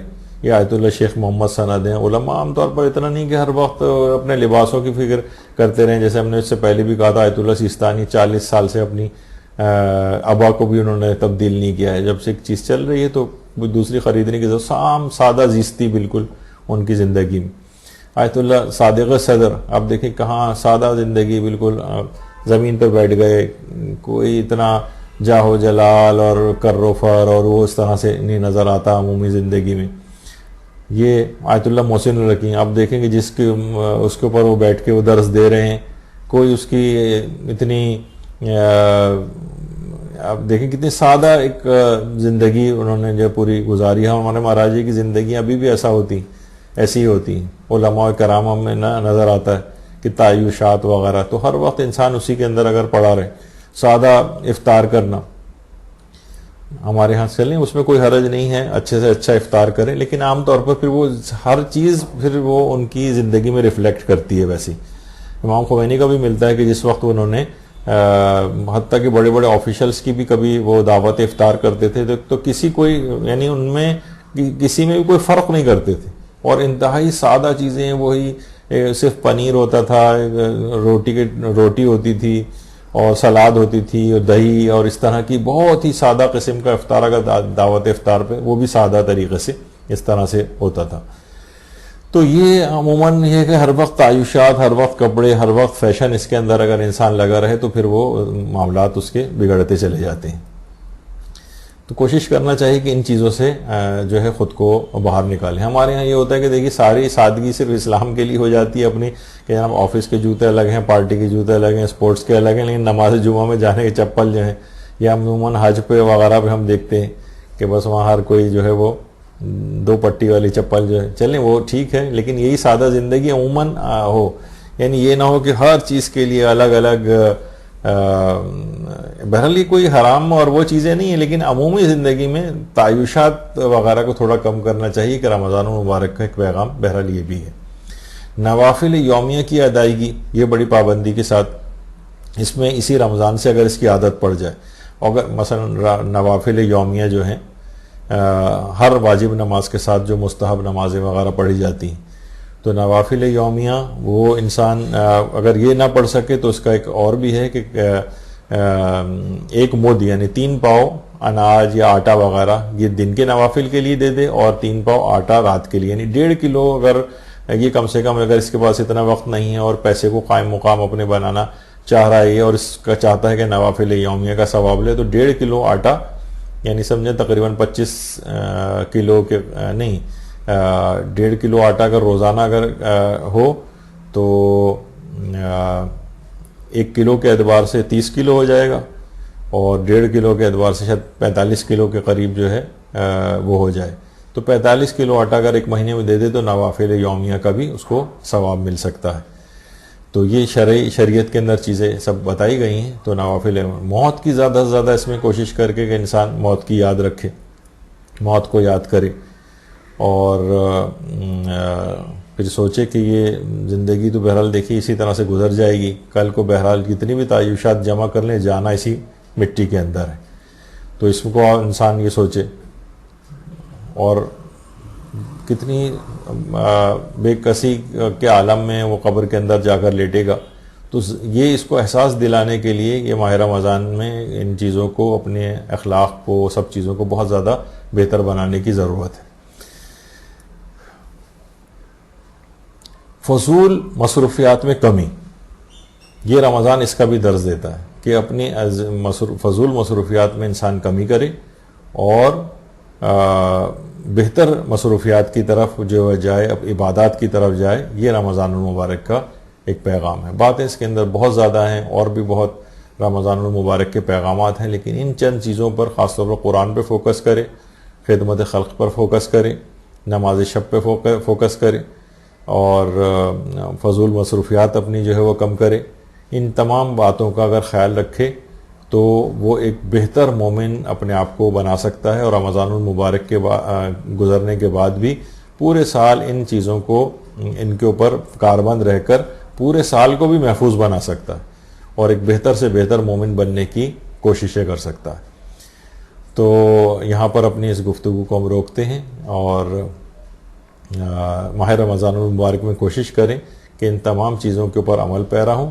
پھر اس کے بعد جب اگلا رمضان المبارک آئے گا تو پھر آپ خود دیکھیں گے کہ پچھلے رمضان سے لے کر اب تک میری زندگی میں کتنی نمایاں تبدیلیاں واقع ہوئیں، اور واقعی انسان حیران ہو جائے گا کہ میں روحانی اعتبار سے بھی اور اپنی زندگی میں مشکلات اور مصیبتوں میں کمی کے اعتبار سے بھی دیکھے گا کتنا زیادہ فرق پڑ گیا ہے۔ تو بہرحال اس دعا کے ساتھ کہ پروردگار عالم اس آنے والے ماہ رمضان المبارک میں سے مکمل طور پر ہمیں استفادہ کرنے کی توفیق عنایت فرمائیں، خود کو بہتر سے بہتر مومن بنا سکیں، تاکہ اپنے زمانے کے امام کے سامنے جب ہمارے نامہ اعمال جائے تو وہ اس کو دیکھ کر بہت خوشی محسوس کریں کہ میرے ماننے والے نے اس ماہ رمضان میں اپنے آپ کو کس قدر بہتر بنا لیا ہے۔ وصلی اللہ علی محمد وآلہ الطیبین الطاہرین۔ اللہم صل علی محمد وآل محمد وعجل فرجہم۔